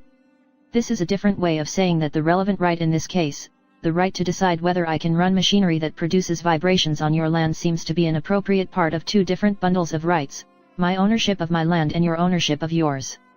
The second step is to realize that in many cases it does not much matter how the initial bundles of rights are defined, at least from the standpoint of economic efficiency. If a right is valuable to two people and belongs to the one who values it less, his neighbor can always offer to buy it from him. If you have the right to order me to shut down my candy factory, I can offer instead to pay the cost of tearing down your consulting room and rebuilding it on the other side of the lot. If the right is more valuable to me than to you, I should be able to make some offer that you will accept. This insight leads us to the Coase theorem, named after Ronald Coase, the economist whose ideas are largely responsible for this part of the chapter.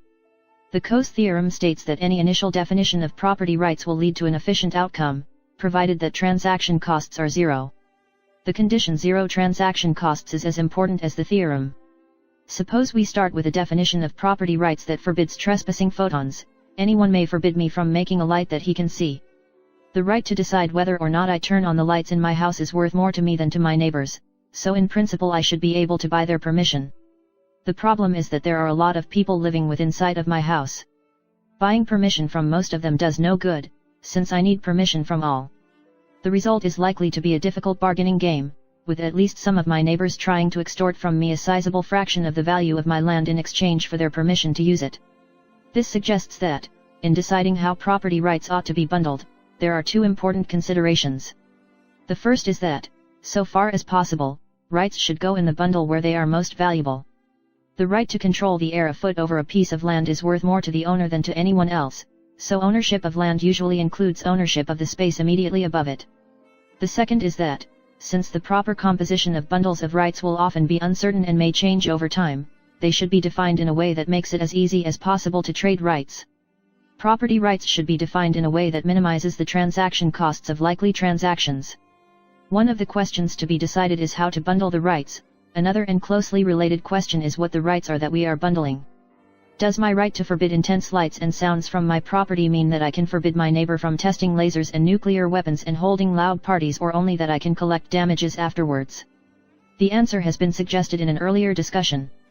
Where transactions between the two parties are easily arranged, as in the case where only two neighbors are involved, there is much to be said for an absolute right to forbid, backed up by punitive damages. That way the court does not have to engage in the difficult task of measuring the value to me of not being blown up or kept awake. If what my neighbor wants to do is sufficiently important to him, he can offer to buy my permission or my land. But where transactions are impractical, a damage rule may be the best solution. It is not practical to buy the right to emit unpleasant fumes from all of the 3,000 people who can occasionally smell what comes out of my smokestack. Even if it is worth much more to me to be able to run my factory than it is to them not to smell it, I will not be able to buy the permission of all of them. I face the same sort of bargaining problem as in the previous case of trespassing photons. One holdout can prevent the entire deal. Efficient legal rules might allocate the relevant right to my neighbors instead of to me, but make it a right to collect damages rather than a right to close down the factory. I believe I have now justified the title of this chapter. I have shown that economic analysis can answer questions about what the law ought to be that I cannot answer, that I believe cannot be answered on the basis of libertarian principles. That claim must be qualified in several ways. I have shown what the law should be only in the sense in which an engineering textbook shows how a bridge should be built. The engineering textbook shows how general physical principles can be applied to specific information, such as the strength of available materials and the width of the river to be bridged, to figure out how to build a specific bridge. I have shown how economic principles can be applied to specific information, such as the value of one right to the owner of another, or the costs associated with arranging different sorts of transactions, to figure out what legal rules maximize human happiness in a particular society. Economics is a newer field than engineering, and more is known about the strength of materials than about the cost of transactions, so the engineering textbook does its job better than I can do mine. A second qualification is to point out that what I have given in this chapter is a very sketchy description of one part of a large field. A full analysis of what legal rules are implied by economic efficiency requires several volumes, not all of which have yet been written. Furthermore, the question of what rules are economically efficient is not the only question that the economic analysis of law deals with. It is merely the question that seems to me most relevant to this book. Much of the existing economics and law literature is devoted to the very different objectives of understanding why particular legal rules exist and what their consequences are. Most of the ideas I have been explaining were invented within the past 30 years, they are part of a field that is still being developed and much of which is still controversial. Readers who are interested in my own work in the field, and in particular in the question of whether law should be enforced privately, as our civil law in part is, or publicly, as our criminal law is, will find the relevant articles cited in Appendix 2. They may also find the next chapter of interest. It is based on one of my published articles and describes a society in which all laws, including the law against murder, were privately enforced. Before ending the chapter, there is one final qualification to be made. Economic efficiency is only an approximate measure of total utility, and total utility is only a very partial description of what I think, other people value. Even if we can prove that certain legal rules are economically efficient, it does not necessarily follow that we should be in favor of them. What I find interesting and useful about the economic analysis of law is not that it tells me for certain what the law should be, but that it starts with objectives based on what most of us want and apparently unrelated to questions of right and wrong, and ends with answers, conclusions about what the law should be, not all of which are obvious. Private law enforcement, medieval Iceland, and libertarianism. Iceland is known to men as a land of volcanoes, geysers, and glaciers.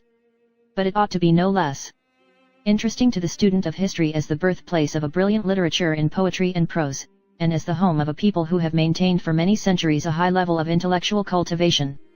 It is an almost unique example of a community whose culture and creative power flourished independently of any favoring material conditions, and indeed under conditions in the highest degree unfavorable.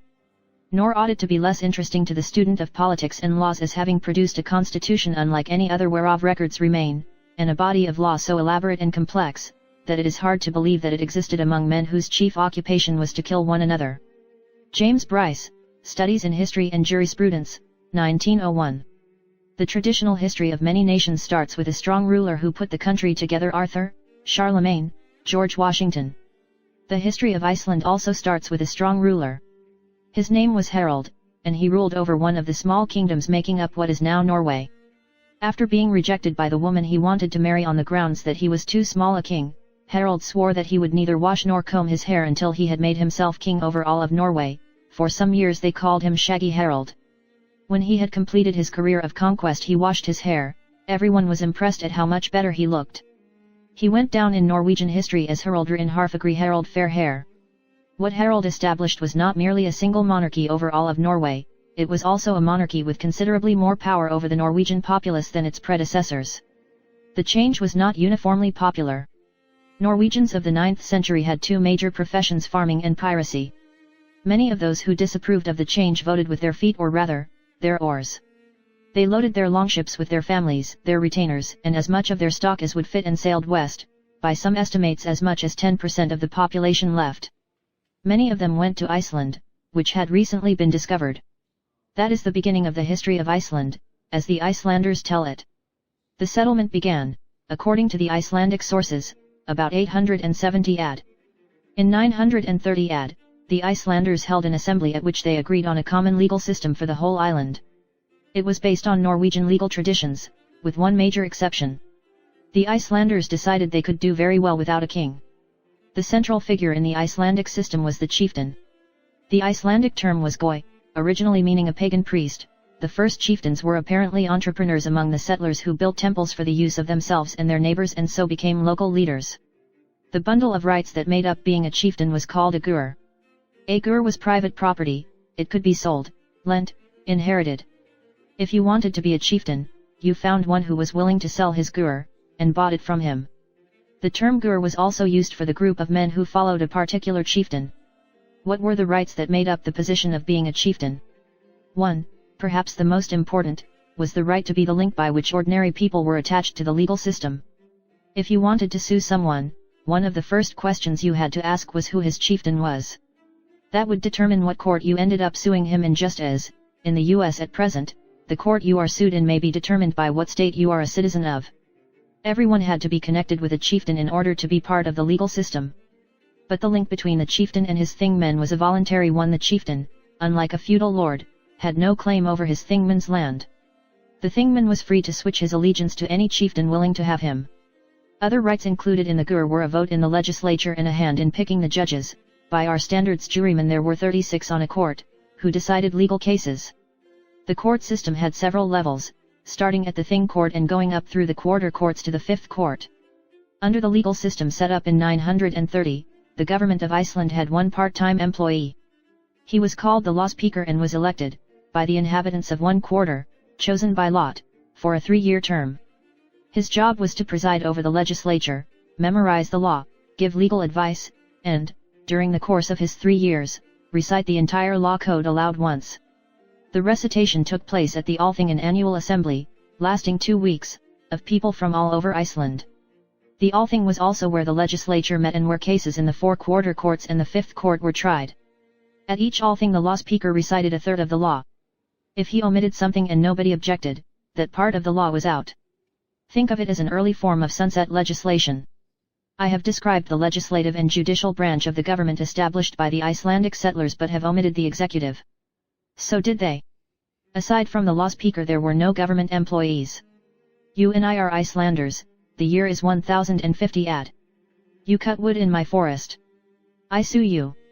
The court decides in my favor, and instructs you to pay 10 ounces of silver as damages. You ignore the verdict. I go back to the court and present evidence that you have refused to abide by the verdict. The court declares you an outlaw. You have a few weeks to get out of Iceland. When that time is over, I can kill you with no legal consequences. If your friends try to defend you, they are violating the law and can in turn be sued. One obvious objection to such a system is that someone sufficiently powerful, where power is measured by how many friends and relatives you have, how loyal they are, and how good they are at fighting, can defy the law with impunity, at least when dealing with less powerful individuals. The Icelandic system had a simple and elegant solution to that problem. A claim for damages was a piece of transferable property. If you had injured me and I was too weak to enforce my claim, I could sell or give it to someone stronger. It was then in his interest to enforce the claim in order both to collect the damages and to establish his own reputation for use in future conflicts. The victim, in such a situation, gives up part or all of the damages, but he gets something more important in exchange: a demonstration that anyone who injures him will pay for it.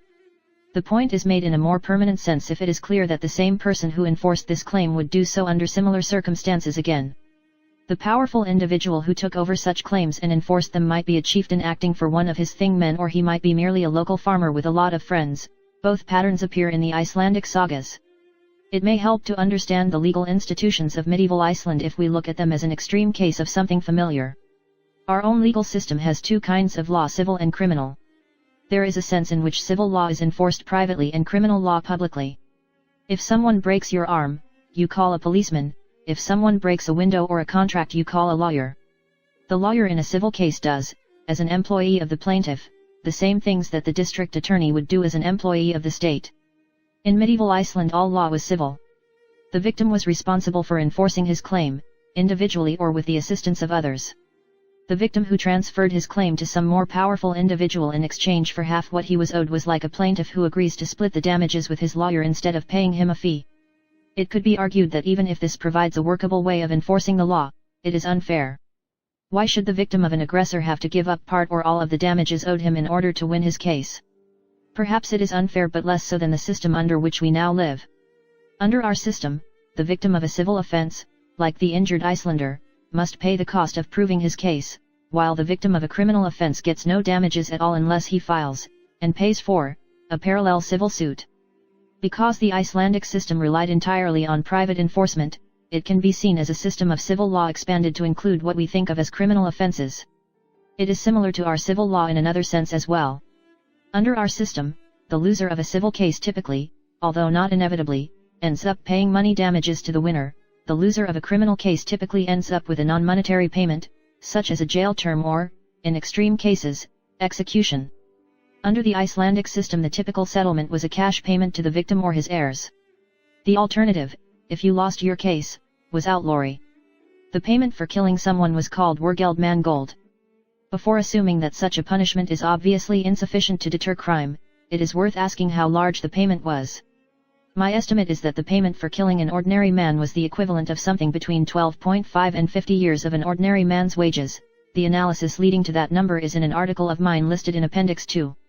That is a considerably higher punishment than the average killer receives today, allowing for uncertain conviction and probable parole. The comparison is even more favorable to the Icelandic system if one allows for the distinction made under that system between killing and murder. If you were a law-abiding Icelander and happened to kill someone, the first thing you did after putting down your sword or your axe was to go to the nearest neighbor, stick your head in the door and announce, "I am Gunnar. I have just killed Helgi. His body is lying out by the road. I name you as witness." One of the early Norwegian law codes specifies that the slayer shall not ride past any 3 houses, on the day he committed the deed, without avowing the deed, unless the kinsmen of the slain man, or enemies of the slayer lived there, who would put his life in danger. By reporting the killing you established yourself as a killer, not a murderer. A murderer was a secret killer, someone who killed and tried to conceal the deed. The wergeld paid for a killing corresponds to the punishment imposed on a murderer in our system who turns himself in immediately after the deed. The distinction between killing and murder was important in 2 ways. Murder was regarded as shameful. Killing, in a society where many people were armed and where going Viking was a common activity for young men out to see the world, was not. The 2 acts also had different legal consequences. By committing murder you forfeited all justifications, such as self-defense, that might make your action legal. One question which naturally arises in reading a description of the Icelandic system or anything else very different from our own society is how well it worked in practice. Did powerful chieftains routinely succeed in defying the law with impunity? Did the system result in widespread violence? How long did it last? What was the society which developed under that legal system like? A powerful chieftain who wished to defy the law, as some certainly did, faced 2 problems. The first has already been discussed: his victim could transfer his claim to someone who was also a powerful chieftain. The second was that, under the Icelandic system, the party who lost a court case and ignored the verdict was in an inherently weak position. Many of his friends might refuse to support him. Even if he had supporters, every fight would create a new set of law cases which his side would lose. If someone on the other side was killed, his kinsmen would expect to collect wergeld. If it was not paid, they would join the coalition against the outlaw. Thus the coalition against someone who defied the law would tend to expand. As long as power was reasonably well distributed, so that no single faction had anything approaching half the fighters in Iceland on its side, the system was, in essence, self-enforcing. There is a scene in Njál's saga that provides striking evidence of this stability. Conflict between 2 groups has become so intense that open fighting threatens to break out in the middle of the court. A leader of one faction asks a benevolent neutral what he will do for them in case of a fight. He replies that if they start losing he will help them, and if they are winning he will break up the fight before they kill more men than they can afford. Even when the system appears to be breaking down, it is still assumed that every enemy killed must eventually be paid for. The reason is obvious enough: each man killed will have friends and relations who are still neutral and will remain neutral if and only if the killing is made up for by an appropriate wergeld. Our main sources of information on the Icelandic system are the sagas, a group of histories and historical novels written in Iceland, mostly in the late 13th and early 14th centuries. On first reading, they seem to describe quite a violent society. That is hardly surprising. At least since Homer, the spectacle of people killing each other has been one of the principal ways in which writers entertain their audience. The chief innovation of the saga writers was to spend as much time on lawsuits as on the violent conflicts that generated them. The one error in the quotation from Bryce with which I started this chapter is the claim that the chief occupation of Icelanders was killing each other. The chief occupation of the characters of the sagas appears to be suing each other. The killings merely provide something to litigate about. A more careful reading of the sagas tells a different story. The violence, unlike that in contemporary accounts elsewhere in Europe, is on a very small scale. The typical encounter in a saga feud involves only a handful of people on each side. Everyone killed or injured is named. When 2 such encounters occur in consecutive chapters of a saga, it seems as though the feuding is continual until you notice that a character not yet born at the time of the first encounter is participating in the second as an adult. The saga writers telescope the action, skipping over the years that separate the interesting parts. The Icelandic system finally collapsed in the 13th century, more than 300 years after it was established. The collapse was preceded by a period of about 50 years characterized by a relatively high level of violence. According to an estimate by one scholar, deaths from violence during the final period of collapse, calculated by going through the relevant historical sagas and adding up the bodies, totaled about 350. That comes to 7 deaths a year in a population of about 70,000, or about 1 death per 10,000 per year. That is comparable to our highway death rate, or to our combined rates for murder and non-negligent manslaughter. If the calculation is correct, it suggests that even during what the Icelanders regarded as the final period of catastrophic breakdown, their society was not substantially more violent than ours. To put the comparison in terms of contemporary societies, one may note that in 3 weeks of the year 1066 Norway, Normandy, and England probably lost as large a fraction of their combined population to violence, in the battles of Fulford, Stamford Bridge, and Hastings, as Iceland did in 50 years of feuds. It is not clear what the reason for the breakdown was. One possibility is that increasing concentration of wealth and power made the system less stable. Another is that Iceland was subverted by an alien ideology monarchy.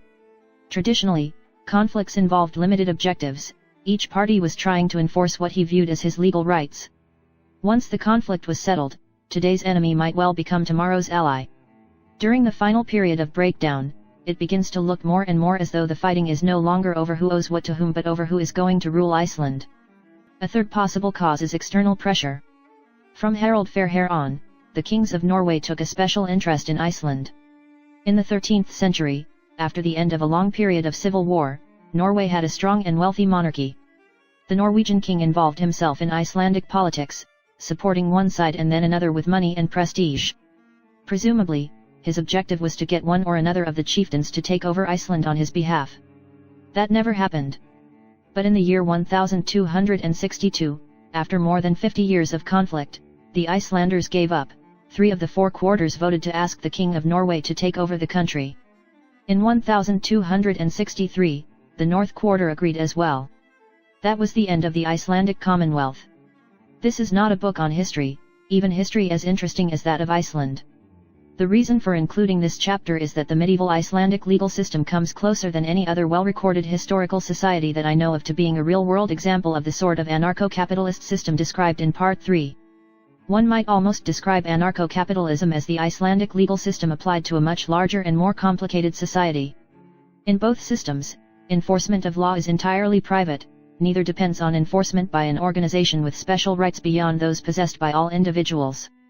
Private enforcement agencies are a more formalized version of the arrangements by which individuals and coalitions in Iceland used force to protect their rights. The major difference between the two systems is that in Iceland there was a single system of courts and legislature, whereas under the institutions I described in Part 3 of this book there could be many independent courts, each using whatever set of laws it thought would sell. One more thing should be said about the Icelandic Commonwealth.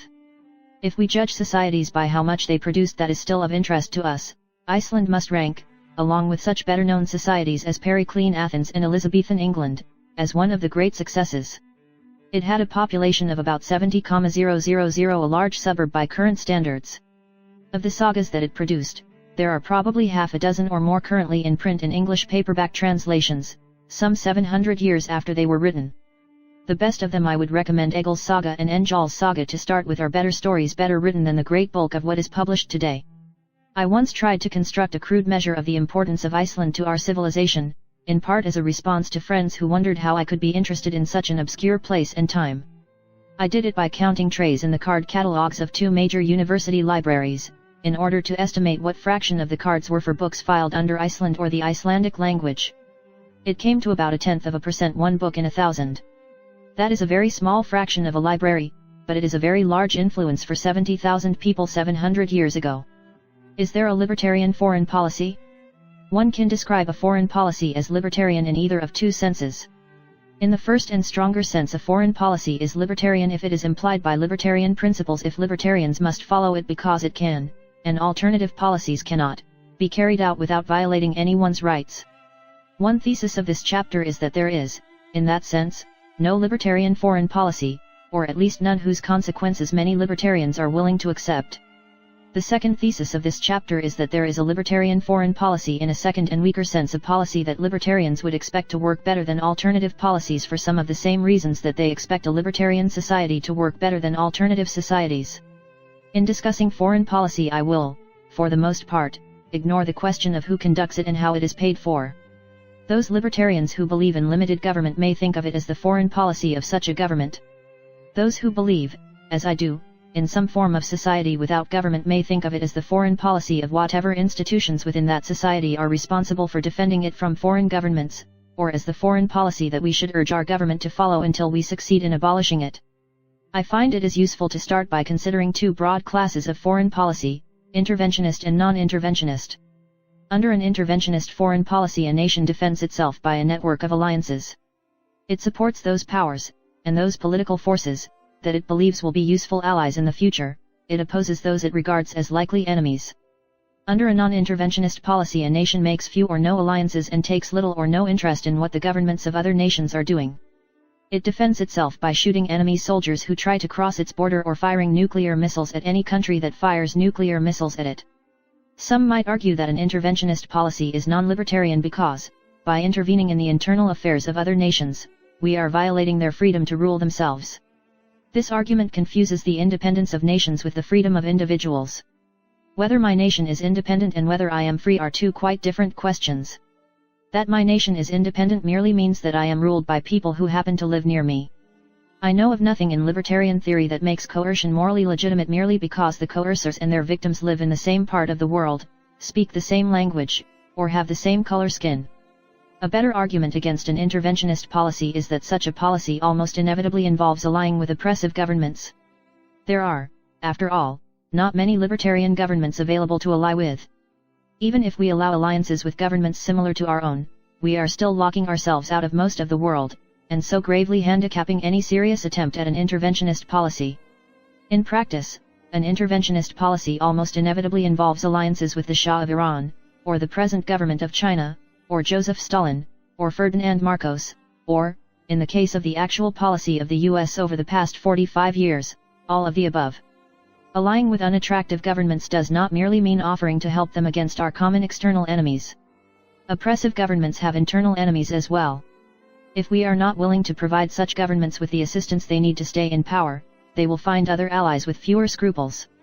So, in practice, an alliance with the Shah cannot be limited to defense against a Russian invasion. It also includes arming and training the secret police. If we are supporting, training, arming, subsidizing the forces which a government uses to coerce its people, we are in part responsible for that coercion.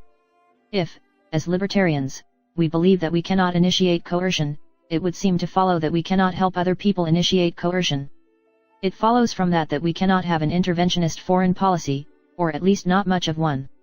Even if the best way of defending ourselves against coercion by the Soviet Union is by allying with the Shah of Iran or the Chinese Communist Party, we are not entitled to buy our defense at the cost of the Iranians and the Chinese. I find this a persuasive argument. Unfortunately, it can be carried one step further. The obvious alternative to an interventionist policy is a non-interventionist policy. Under such a policy we defend ourselves not by a network of foreign alliances but by a large number of missiles equipped with thermonuclear warheads. The missiles are pointed at the Soviet Union. If the Soviet Union attacks the US, we fire them. The result is to kill something between 50 million and 200 million inhabitants of the Soviet Union. While a few may be high-ranking party officials, most will be innocent victims of the Soviet system, no more guilty for the sins of their government than are the Iranians or Chinese. Both interventionist and non-interventionist foreign policies involve, for libertarians, the same moral dilemma. Under an interventionist policy we defend ourselves, when it seems necessary, by helping the governments we ally with to oppress their citizens. Under a non-interventionist policy we defend ourselves, when it seems necessary, by killing innocent citizens of the governments we are fighting against. In both cases, it is tempting to justify our actions by treating countries as if they were people. We would like to say that if the Russians attack us we are justified in killing them in return, just as, if John Smith tries to kill me, I am entitled to kill him in self-defense. But the Russians, unlike John Smith, are not a person. Speaking the same language or living in the same country as someone does not make me responsible for his crimes. Similarly, we would like to say that, whatever sort of aid we give to the Iranian government, we cannot be guilty of coercion, since the Iranians asked for the aid. But the Iranians who asked for the aid and the Iranians against whom it is used are different people. If libertarian principles rule out both interventionist and non-interventionist foreign policies, are there any alternatives left? The answer, I think, is yes, but not very attractive ones. One strategy supported by a few libertarians is to defend ourselves with guerrilla warfare and propaganda instead of either alliances or missiles. I doubt it would work. So far as I know, guerrilla movements without external support have been uniformly unsuccessful against regular armies. Further, guerrillas generally pay no more regard to the rights of innocent parties than do the government armies they are fighting against.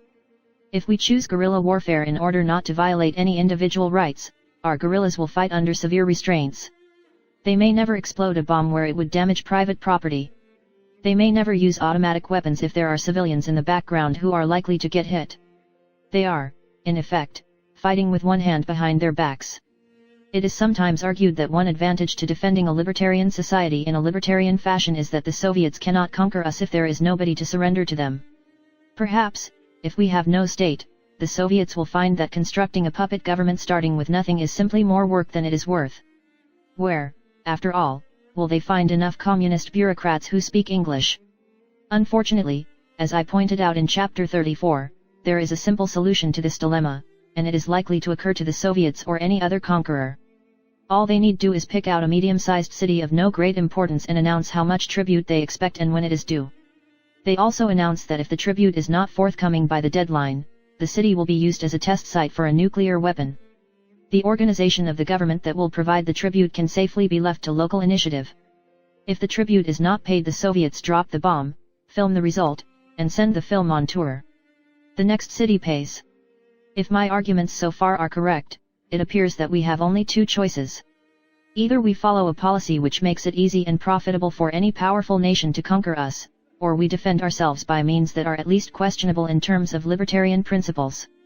If we make the latter choice, we are taking the position that, if the only way to defend ourselves involves injuring innocent people, we are entitled to do so. Our moral position is then similar to that of an armed man who is attacked in the middle of a crowd and shoots back at his attacker, knowing that he may well hit one of the bystanders. It seems unfair to the bystanders to make them bear the cost of his defense, but it also seems unfair to say that his only moral alternative is to stand there and be killed.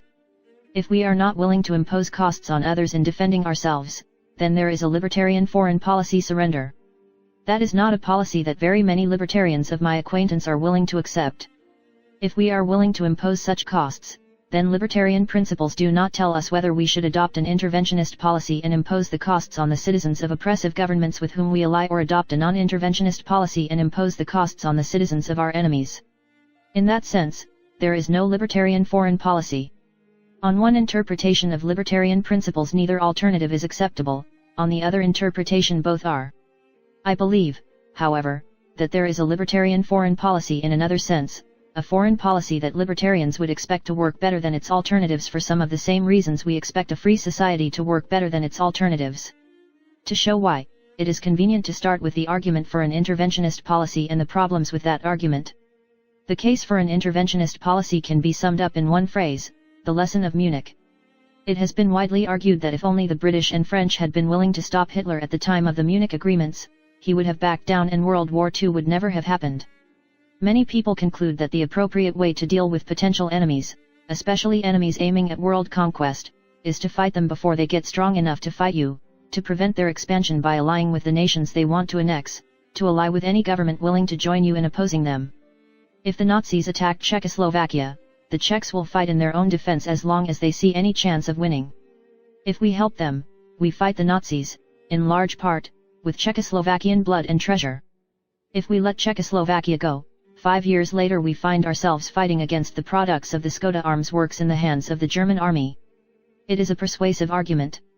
It seems to have persuaded US policy makers and much of the US public, with the result that we have tried to follow such a policy in dealing with the Soviet Union. The weak point in the argument is its assumption that the interventionist foreign policy will be done well, that your foreign minister is Machiavelli or Metternich. In order for the policy to work, you must correctly figure out which countries are going to be your enemies and which your allies 10 years down the road. If you get it wrong, you find yourself unnecessarily blundering into other people's wars, spending your blood and treasure in their fights instead of theirs in yours. You may, to take an example not entirely at random, get into one war as a result of trying to defend China from Japan, spend the next 30 years trying to defend Japan, and Korea, and Vietnam, from China, then finally discover that the Chinese are your natural allies against the Soviet Union. One problem with an interventionist foreign policy is that you may intervene unnecessarily or on the wrong side. That, arguably, is the history of much of our China policy. A second problem is that, even if you are on the right side, you are frequently involved in conflicts which are much more important to the other players, with the result that you end up paying the cost of intervention but not achieving very much. One of the striking things about the Vietnamese War is that the Vietnamese on both sides continued to fight after taking casualties which, considered as a fraction of their population, were immensely larger than the casualties which drove the US out of the war. That is not, if you think about it, very surprising. Vietnam is worth a great deal more to the Vietnamese, North or South, communist or anti-communist, than it is to the Americans. Even though we were much larger and more powerful than the other forces involved in the war, we found that the price of winning was more than we were willing to pay. The Soviets seem to have learned a similar lesson in Afghanistan. We may yet be taught it again in Nicaragua. The problem with an interventionist foreign policy is that doing it badly is much worse than not doing it at all. Something which must be done well to be worth doing is being done by the same people who run the post office and about as well. To say that our foreign policy is badly run is in a sense misleading. Perhaps when we support dictators who contribute very little to the defense of the US, the reason is that they contribute instead to the profits of American firms who do business in their countries, and the American firms in turn contribute to the politicians who make our foreign policy. If so, what we are observing is not the incompetence of the people making our foreign policy but their competence at achieving objectives other than the defense of the U.S., most notably their own wealth and power. But exactly the same thing can be said of the post office. One of the reasons it appears badly run is that postal jobs are political plums used to reward faithful supporters of the party in power. When one describes government as incompetent to achieve its objectives, one is speaking metaphorically. The government is not a person. It does not have objectives any more than it has hands or feet or ideas. What I mean by saying that government does a bad job of running the post office is that one consequence of many individuals using the government to achieve their own objectives is that the mail gets delivered infrequently and late. What I mean by saying that government does a bad job of running our foreign policy is that another outcome of individuals using the government to achieve their own objectives is a foreign policy poorly designed to defend the US. Whether the reason is incompetence or corruption is irrelevant. There is a lesson to be drawn from Munich, but it is a different lesson than is usually drawn. At the time of the Munich Agreement, England and France had interventionist foreign policies. That is why Hitler made sure he had their permission before he invaded the Sudetenland. If they made the wrong decision and missed their opportunity to prevent World War II, that is evidence of what is wrong with the usual argument for such a policy. One should not base decisions about what kinds of things a government should do on the assumption that it will always do them well. This argument suggests that libertarians ought to be skeptical of an interventionist foreign policy. It is difficult to run a successful interventionist policy, and as libertarians we do not expect the government to do difficult things well. Even if foreign policy were conducted by some private organization, funded along the lines suggested in Chapter 34, many of the same problems would exist. Such an organization, although private, would be more like the Red Cross than like an ordinary private firm, since it would have neither competitors nor an easy way of measuring performance. If an interventionist policy can be expected to work badly, the obvious next question is whether a non-interventionist policy can adequately defend us. If the answer is no, then, however skeptical we are of the government's ability to conduct an interventionist policy well, we may have no alternative. The case against a non-interventionist policy starts with the observation that Western Europe and Japan possess a large part of the world's resources. By resources I do not mean natural resources. In the modern world, natural resources have very little to do with world power. That is why Australia, Canada, Kuwait, Zaire, and Zimbabwe are not world powers and Japan is. When I say that Japan and Western Europe have a large part of the world's resources, I mean that they have skilled workers, machines for those workers to use, and political and social institutions which result in those workers and machines producing lots of useful things. It seems likely that if those areas were conquered by the Soviet Union would become a more dangerous enemy than it now is. It would seem to follow that the US, in its own interest, must defend Japan and Western Europe. But the same things which make those countries worth conquering also make them capable of defending themselves. West Germany, France, and Japan have each about half the GNP of the Soviet Union, Japan somewhat more, West Germany and France somewhat less. The combined GNP of the Western European countries, their ability to build tanks and fighters and missiles, is greater than the GNP of the Soviet Union and its satellites. Of course, the Europeans may not be able to get together to defend themselves, but they do not have to. If West Germany had half the army of the Soviet Union and half the missiles and half the airplanes, the Soviets would be very unlikely to invade West Germany. The Soviets have a long border with China to worry about. They have a collection of fraternal allies whose friendship is causally related to the availability of Soviet troops. And besides, it would not be much of a victory if they annihilated West Germany and lost 50% of their own population. If this argument is right, then the parts of the world worth defending are the same parts that can defend themselves. We are left only with a problem of transition. Given that the Germans and the Japanese do not currently have the military forces to defend themselves, how do we persuade them to acquire those forces and make sure that they do not get conquered before they do so? The first step is to make it clear that the US is moving towards a non-interventionist policy, that at some point in the near future we will stop defending the countries that have been our allies. A possible second step, to shorten the transition period, is to sell our allies some of the weapons including the warheads with which we are presently defending them. One advantage to having West Germany and Japan defended primarily by Germans and Japanese is that it should substantially reduce the possibility of war by miscalculation. Suppose that, under the present system, the Soviets are considering an invasion of Western Europe. They will ask themselves whether the US is willing to risk its own nuclear destruction in order to save its allies. They may decide the answer is no, and invade. Whether they are right or wrong, the result, from the standpoint of both Americans and Europeans, is an unfortunate one. The Soviets may reasonably doubt whether the US is willing to start World War III in order to defend Germany or France. There is much less doubt that Germany or France would be willing to. So a world in which major countries are responsible for their own defense is likely to be a good deal safer than one in which they depend on us. There is a second reason why the world produced by a non-interventionist foreign policy might be safer than the world we now live in. Since World War II we have had a two-power world, historically an unusual situation. It seems likely that a two-power world is inherently less stable than a many-power world. If there are only two great powers and one of them manages to defeat the other without being totally wiped out in the process, it has won the whole game. If one of the two powers has a temporary lead, it may be tempted to attack. If it does not, the situation might reverse next decade. If, on the other hand, there are 5 or 6 great powers, then a successful war by A against B simply means that C through F pick up the pieces. That is a good reason for A not to attack B. My conclusion is that the US should move towards a non-interventionist policy. This is not, in any sense, a principled conclusion. It is the result of balancing what I judge to be the relative advantages of the two alternatives. In order to simplify the discussion, I have put it in terms of polar alternatives: interventionist and non-interventionist. While my arguments suggest that we should prefer a policy near the non-interventionist end of the spectrum, they do not imply that the US government, or some libertarian successor, should have nothing at all to do with foreign governments.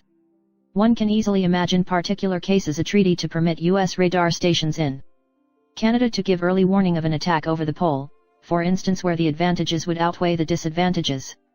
I started this chapter by asking whether there was a libertarian foreign policy. In one sense my answer is no. Any foreign policy that is likely to be successful in defending us involves serious moral problems for libertarians. That is one example of a point I made in an earlier chapter: the difficulty of defining individual rights in a way that does not at least occasionally lead to conclusions we are unwilling to accept. In another sense, I believe that there is a libertarian foreign policy, a foreign policy which libertarians can expect to work better than alternative policies. That policy is to defend ourselves by fighting those who actually attack us rather than by maintaining a global network of alliances. The argument is a simple one. An interventionist policy done badly is very much worse than one not done at all, and we can be sure that an interventionist foreign policy run by the US government will be done badly. The great rule of conduct for us, in regard to foreign nations, is, in extending our commercial relations, to have with them as little political connection as possible. 'Tis our true policy to steer clear of permanent alliances, with any part of the foreign world. George Washington. The market for money. Discussions of alternative monetary systems usually focus on what kind of money we are to have: gold coins, pieces of green paper redeemable for gold coins, or pieces of green paper redeemable for other pieces of green paper. This is, I think, a mistake. The most important issue is not how the money is produced but by whom. The fundamental problem with government money is not that government cannot provide stable money but that it is not always in its interest to do so. Inflation via the printing press is a way in which the government can spend money without collecting taxes. It may also be politically profitable as a device to benefit debtors at the expense of creditors, especially when the government is itself a major debtor. Other forms of monetary instability are often a result of attempts to manipulate economic variables such as the unemployment rate for short-run political objectives. This suggests that instead of arguing about whether our government should return to the gold standard, we should instead be thinking about whether the government should produce money at all. The idea of private monetary systems may seem odd to us, but such systems have existed before. One example is described by Lawrence White in a book cited in Appendix 2. The simplest private monetary system is a commodity money produced by a number of private firms. Each firm mints coins of standard weight and sells them. Customers can shift away from a firm that starts producing underweight coins, so the opportunities for such fraud would be rare, or at least rarer than if the government does the coining. Such a system is very much like the competing international monies of the Middle Ages. While those monies were produced by governments, they were sold, for the most part, to customers over whom the producing governments had no control. The governments producing them competed like private firms to induce merchants to use their money. The obvious way of doing so was by maintaining its quality. In a modern society, another sort of commodity money is also possible: warehouse receipts. Instead of carrying around pieces of gold, one carries around receipts for pieces of gold in storage somewhere. In such a system, unlike a fractional reserve system, every piece of paper is backed by a specific piece of gold. It is a 100% reserve system. The advantages of a system of warehouse receipts over an ordinary commodity system are that it eliminates the wear and tear on the coins and that it permits the use as monies of commodities poorly suited for coinage. Carrying around enough iron to buy an automobile would be inconvenient, to say the least, but carrying around receipts for enough iron would be no more inconvenient than carrying receipts for enough gold. Since the characteristics of the commodity used for money affect how well a commodity system works, expanding the range of possible commodities may lead to a considerable improvement in the system. Once a private commodity money is established, there are good reasons why a fractional reserve system is likely to develop. By holding only enough reserves to meet its day-to-day needs, a bank frees the rest of its assets for other uses. It can lend them out directly or use them to buy interest-bearing assets such as stocks and bonds. The first bank to establish such a system is getting, in effect, an interest-free loan from its customers. Once other banks follow its lead, competition forces them all to pay interest, in money or services, on their deposits. 100% reserve banks, which must charge their customers for the service of holding their money, become an unattractive alternative. The result is a system in which money consists partly of physical commodities, privately minted gold coins, or claims on physical commodities, warehouse receipts, circulating as currency, partly of circulating claims against private fractional reserve banks, bank notes, and partly of non-circulating claims against such banks, checking accounts. This assumes that the fractional reserve banks can offer depositors a reasonable certainty of being able to get their money back if they want it. Most criticisms of private fractional reserve systems depend on their being either unable or unwilling to do so. It is often argued that such a system is inherently unstable. A run due to rumors of weakness in one bank persuades many depositors to withdraw their money, and since the banking system as a whole has obligations much larger than its reserves, the banks are unable to pay and the system collapses. But even if a bank, or a whole banking system, has obligations much greater than its reserves, it may still be able to fulfill its obligations in full. A bank's reserves are not all of its assets, they are merely the assets held in the reserve commodity. A bank facing a run can sell non-reserve assets for currency, getting back the currency it has paid out to one set of frightened depositors and using it to pay off a second set. $1 in currency can pay off an unlimited number of dollars worth of deposits, provided that the bank has enough liquid assets to buy the dollar back enough times. The real problems for such a bank arise either from having assets that are insufficiently liquid, from having total assets that are less than total liabilities, or from having assets whose market value, measured in money, falls in a panic. This last is likely unless the value of the assets is somehow linked to the value of money, since in a panic the money supply falls, the value of money rises, and the money prices of commodities, other than the monetary commodity, consequently fall. There are a number of ways in which banks can and do protect themselves. One is to hold assets, such as loans and bonds, whose market value is fixed in money rather than in real terms. Another is to start with total assets larger than total liabilities, so as to guarantee to their depositors that even if the bank loses money it can still fulfill its obligations. A historical example is the Scottish banking system described by Adam Smith, and, more recently and in more detail, by Lawrence White. The banks were partnerships and the partners were generally wealthy men. Since they were not protected by limited liability, the partners were individually liable for the debts of the bank. The depositors could lose their money only if the bank's net liabilities exceeded the combined fortunes of the partners.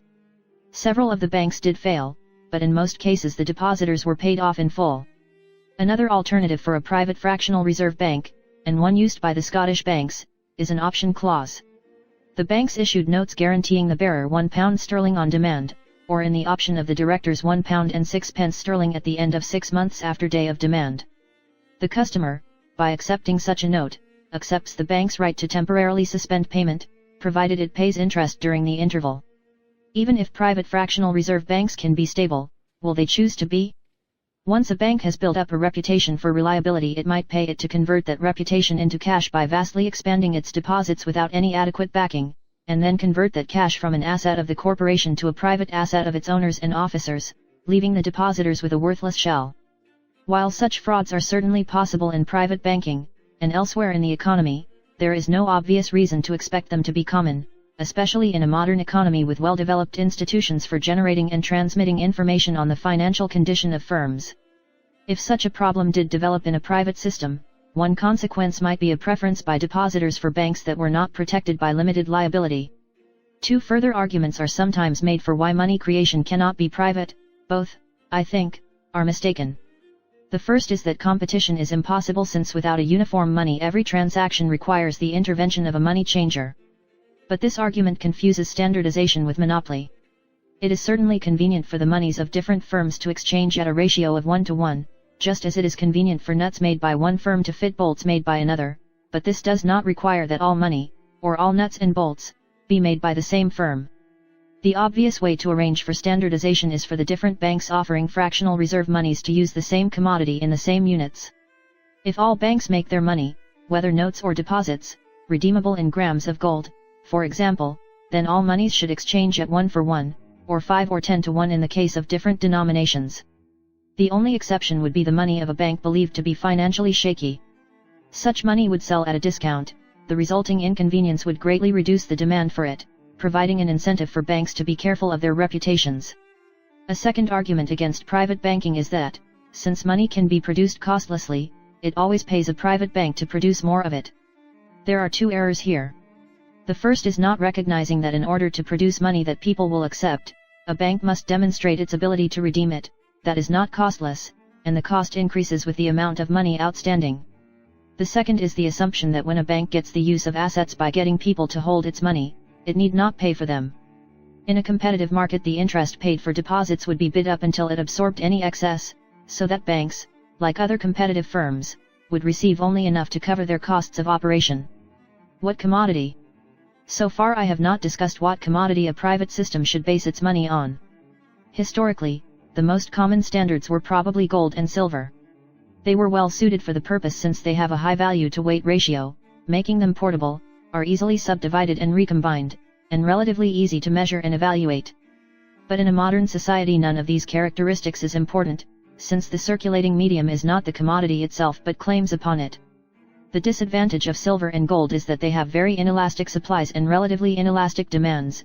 Judging by recent history, the value of both, in terms of most other commodities, can and does vary erratically even without the additional instabilities that would be introduced by a fractional reserve system based on them. The ideal commodity backing for a modern system would not be any single commodity but rather a commodity bundle. The bank would guarantee to provide anyone bringing in, say, 100,000 of its dollars with a bundle consisting of a ton of steel of a specified grade, 100 bushels of wheat, an ounce of gold, and a number of other items. The goods making up the bundle would be chosen to make the value of the total bundle correlate as closely as possible with the general price level. While a change in production technology or non-monetary demand might alter the value of one good in the bundle, it would have only a small effect on the value of the bundle as a whole.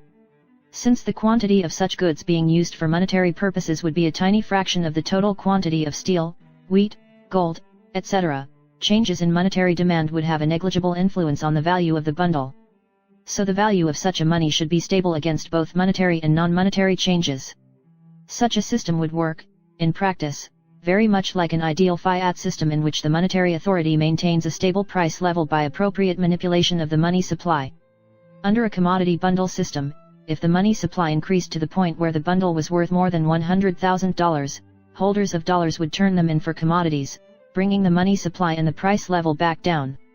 If the money supply fell so that the commodities were worth less than the money, banks would find that they could issue additional money without any of it being turned in for commodities, and the money supply would rise. The system as a whole would therefore stabilize prices in such a way as to make the price of the bundle, a crude price index, stable at its face value. The advantage of this system over a government-run fiat system is that it does not rely on the wisdom or benevolence of the people appointed to manage the money supply.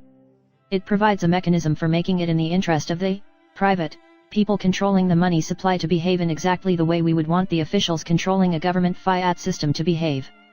Since the nature of the reserves in this system makes it unnecessary for the banks to hold any significant quantity of them, such a system is, in effect, a fiat system in which the obligation to redeem the currency in commodities forces the people controlling the money supply to maintain stable prices.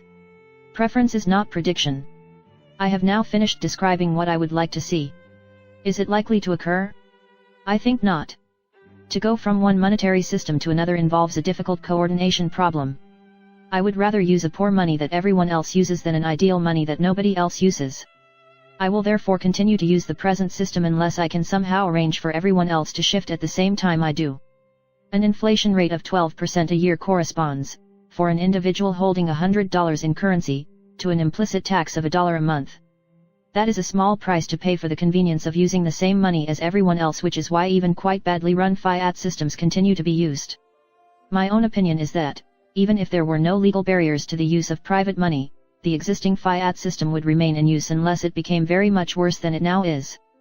For similar reasons, I think it likely that if a private system does come into use it will be based on gold, even though gold is not a very suitable commodity for the purpose. For reasons I have already discussed, it is desirable that banks issuing private money agree on a common commodity standard. It would be very much easier to agree on gold, which has been widely used in the past, than on some complicated commodity bundle, despite the advantages of the latter. Even if gold is not a very suitable commodity, it does not follow that a private system based on gold is worse than what we now have. Historical experience suggests that while a gold standard may produce either inflation or deflation, it is unlikely to produce as serious an inflation as even a relatively successful fiat system, such as our own, and that the inflations produced by unsuccessful fiat systems dwarf anything that might result from new discoveries of gold. The possibilities for contraction under a fractional reserve system based on gold are more serious. Since governments profit by printing money not by burning it, this has rarely been much of a problem under a pure fiat system. In considering current proposals for monetary reform, it is important to distinguish between a private banking system based on gold and a government-run fractional reserve system linked to gold, such as the US had, in various forms, during much of this century. It is the latter that is usually meant when people talk about returning to the gold standard. Under such a system, the tie to gold puts some limits on the ability of the government to manipulate the money supply and the price level, but it does so at the cost of giving the government an incentive to block the free flow of goods and services in international trade as a way of avoiding those constraints. In the short run, we may well be stuck with government money. But we should abandon the idea that such a system is either desirable or inevitable. Money can and should be produced on the market. Like education, it is too important to be left in the hands of government. Anarchist politics. Concerning the Libertarian Party. There exist, among libertarians who support the existence of the Libertarian Party, two quite different views as to its purpose. According to one, the party exists to gain political power by winning elections. It differs from other parties only in wishing to use that power to eliminate or drastically shrink government. This seems to be the dominant view at party conventions, at least the ones I have attended. While I have not yet heard a Libertarian presidential nominee predict victory, several have given the impression that it is only a few elections away. One difficulty with this strategy is that it may be inconsistent with the internal dynamic of political parties. Before asking whether a Libertarian Party can win elections, one should first ask why the Libertarian Party is libertarian and under what circumstances it will continue to be libertarian. A party is not a person. It does not have beliefs, it cannot be persuaded by philosophical arguments. To say that a party holds certain views is an abbreviated way of describing the outcome of the internal political processes of that party, the processes that determine what positions are published as the party's platform and, often more important, what positions are pushed by the party's candidates and acted upon if they gain office. A libertarian rejects the idea that simply because the government says it exists for the general good, it actually acts that way. He should equally reject the idea that a party that happens to be named libertarian will automatically continue to advance libertarian positions. To understand what either a government or a political party will do, we ought to start by assuming that the individuals within the organization rationally pursue their own ends, selfish or otherwise, and then try to predict from that assumption how the organization will act. A political party, in order to campaign or even to exist, requires resources. It gets them in two different ways. It receives donations of money and labor from people who want it to succeed because they support its ideology. When a party first starts, that may be all it has. But once it becomes large enough to win, or at least affect, elections, a party also acquires political assets with a substantial market value.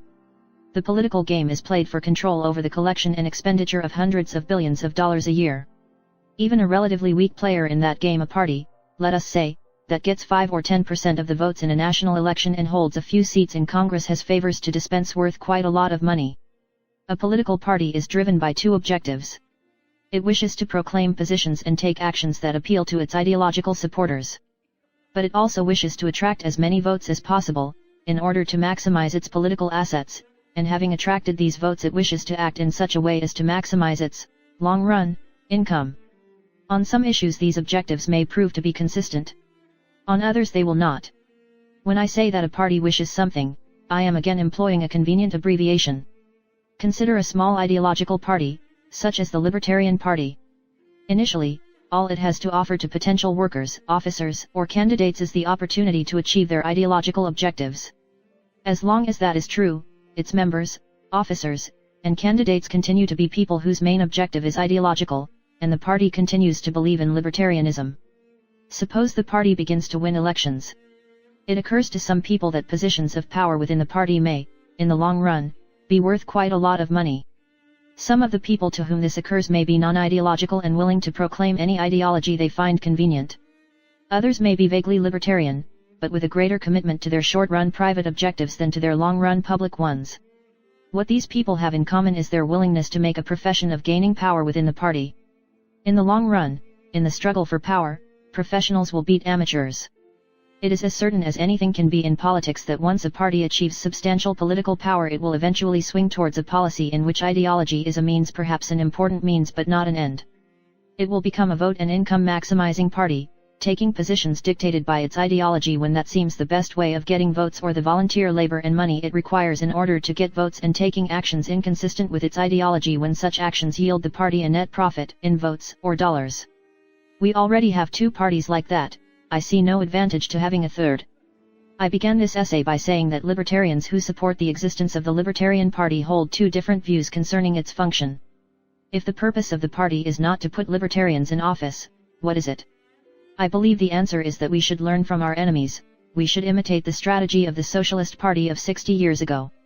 Its presidential vote never reached 1 million, but it may have been the most successful political party in American history.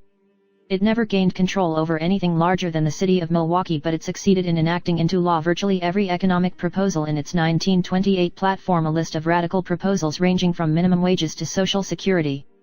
We should regard politics not as a means of gaining power but as a means of spreading ideas. That does not mean we should never win an election. A libertarian in Congress, even in a state legislature, might get a lot of attention for libertarian ideas. But we should regard winning an occasional election only as a means of publicity stunt, if you will, never an end. As long as our objective remains ideological, we will not have to worry about winning very many elections. As our ideas spread, they will bring votes for libertarian ideas, but not necessarily for the Libertarian Party. We can trust the other parties to adopt whichever parts of our platform are most popular, leaving us with the difficult task of getting votes for a party differentiated from the others precisely by those libertarian positions that most of the voters have not yet accepted. If this strategy is successful, it will, in the long run, self-destruct. If we are sufficiently successful in spreading libertarian ideas, eventually even a consistent libertarian will be able to get elected.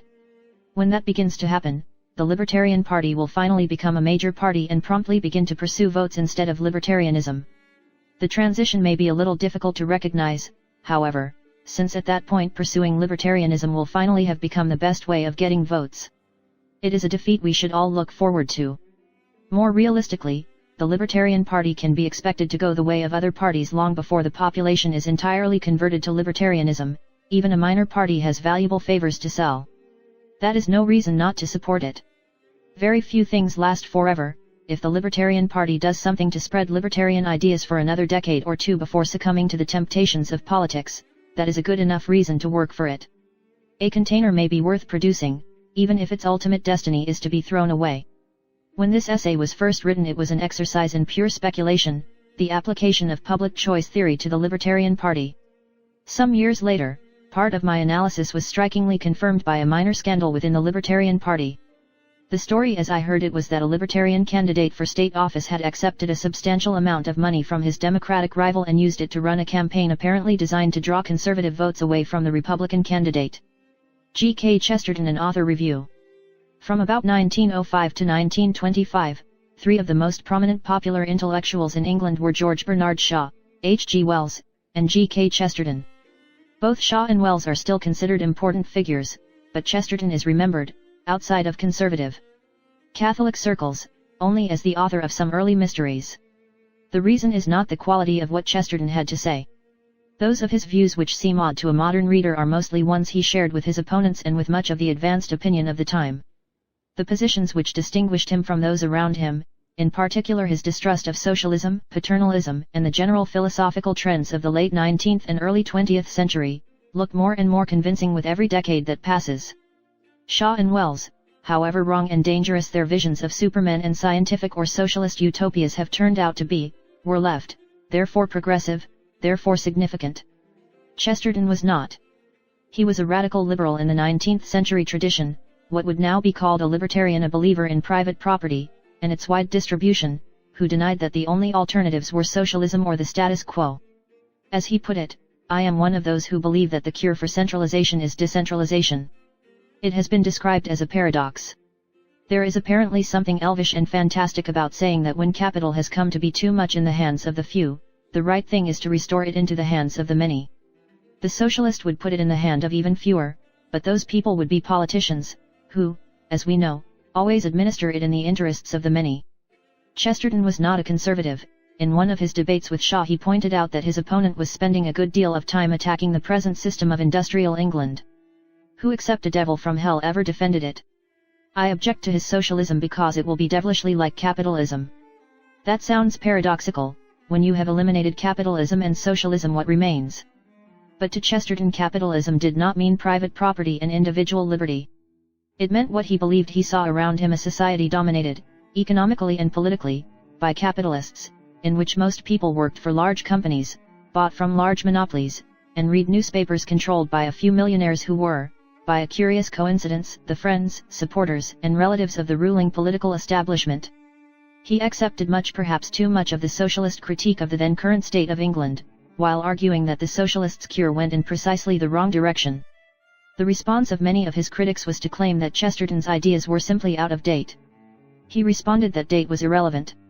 We often read nowadays of the valor or audacity with which some rebel attacks a hoary tyranny or an antiquated superstition. There is not really any courage at all in attacking hoary or antiquated things, any more than in offering to fight one's grandmother. The really courageous man is he who defies tyrannies young as the morning and superstitions fresh as the first flowers. The only true freethinker is he whose intellect is as much free from the future as from the past. He cares as little for what will be as for what has been, he cares only for what ought to be. Chesterton did not limit his unpopular views to politics. In religion he began his intellectual career as an agnostic of vaguely Christian inclinations, became a more and more orthodox Christian, and towards the end of his life converted to Catholicism. If he had chosen his beliefs with the deliberate objective of offending contemporary intellectual opinion, he could scarcely have found two better suited to the purpose than 19th century liberalism and Catholicism. Perhaps what is surprising is not that he is generally forgotten, but that his books have not yet been publicly burned. When I first discovered Chesterton I was already a libertarian. I enjoyed his political essays while being puzzled and intrigued to find him defending, with equal intelligence and persuasiveness, Christian and even Catholic orthodoxy ideas which seemed as indefensible to me as his, and my, political views seemed to everyone else. It was still more intriguing to learn that he was a Christian not in spite of being a libertarian but because of it. In trying to find a secure basis from which to defend his political position, and indeed his whole view of reality and man's place therein, Chesterton, by his own report, found himself pushed step by step towards Christian orthodoxy. Asked why he believed what he did, he replied, "Because I perceive life to be logical and workable with these beliefs and illogical and unworkable without them." Modern libertarians will find that a strange claim. Despite a small minority of Christians, most vocal libertarians today seem to be either agnostics or atheists.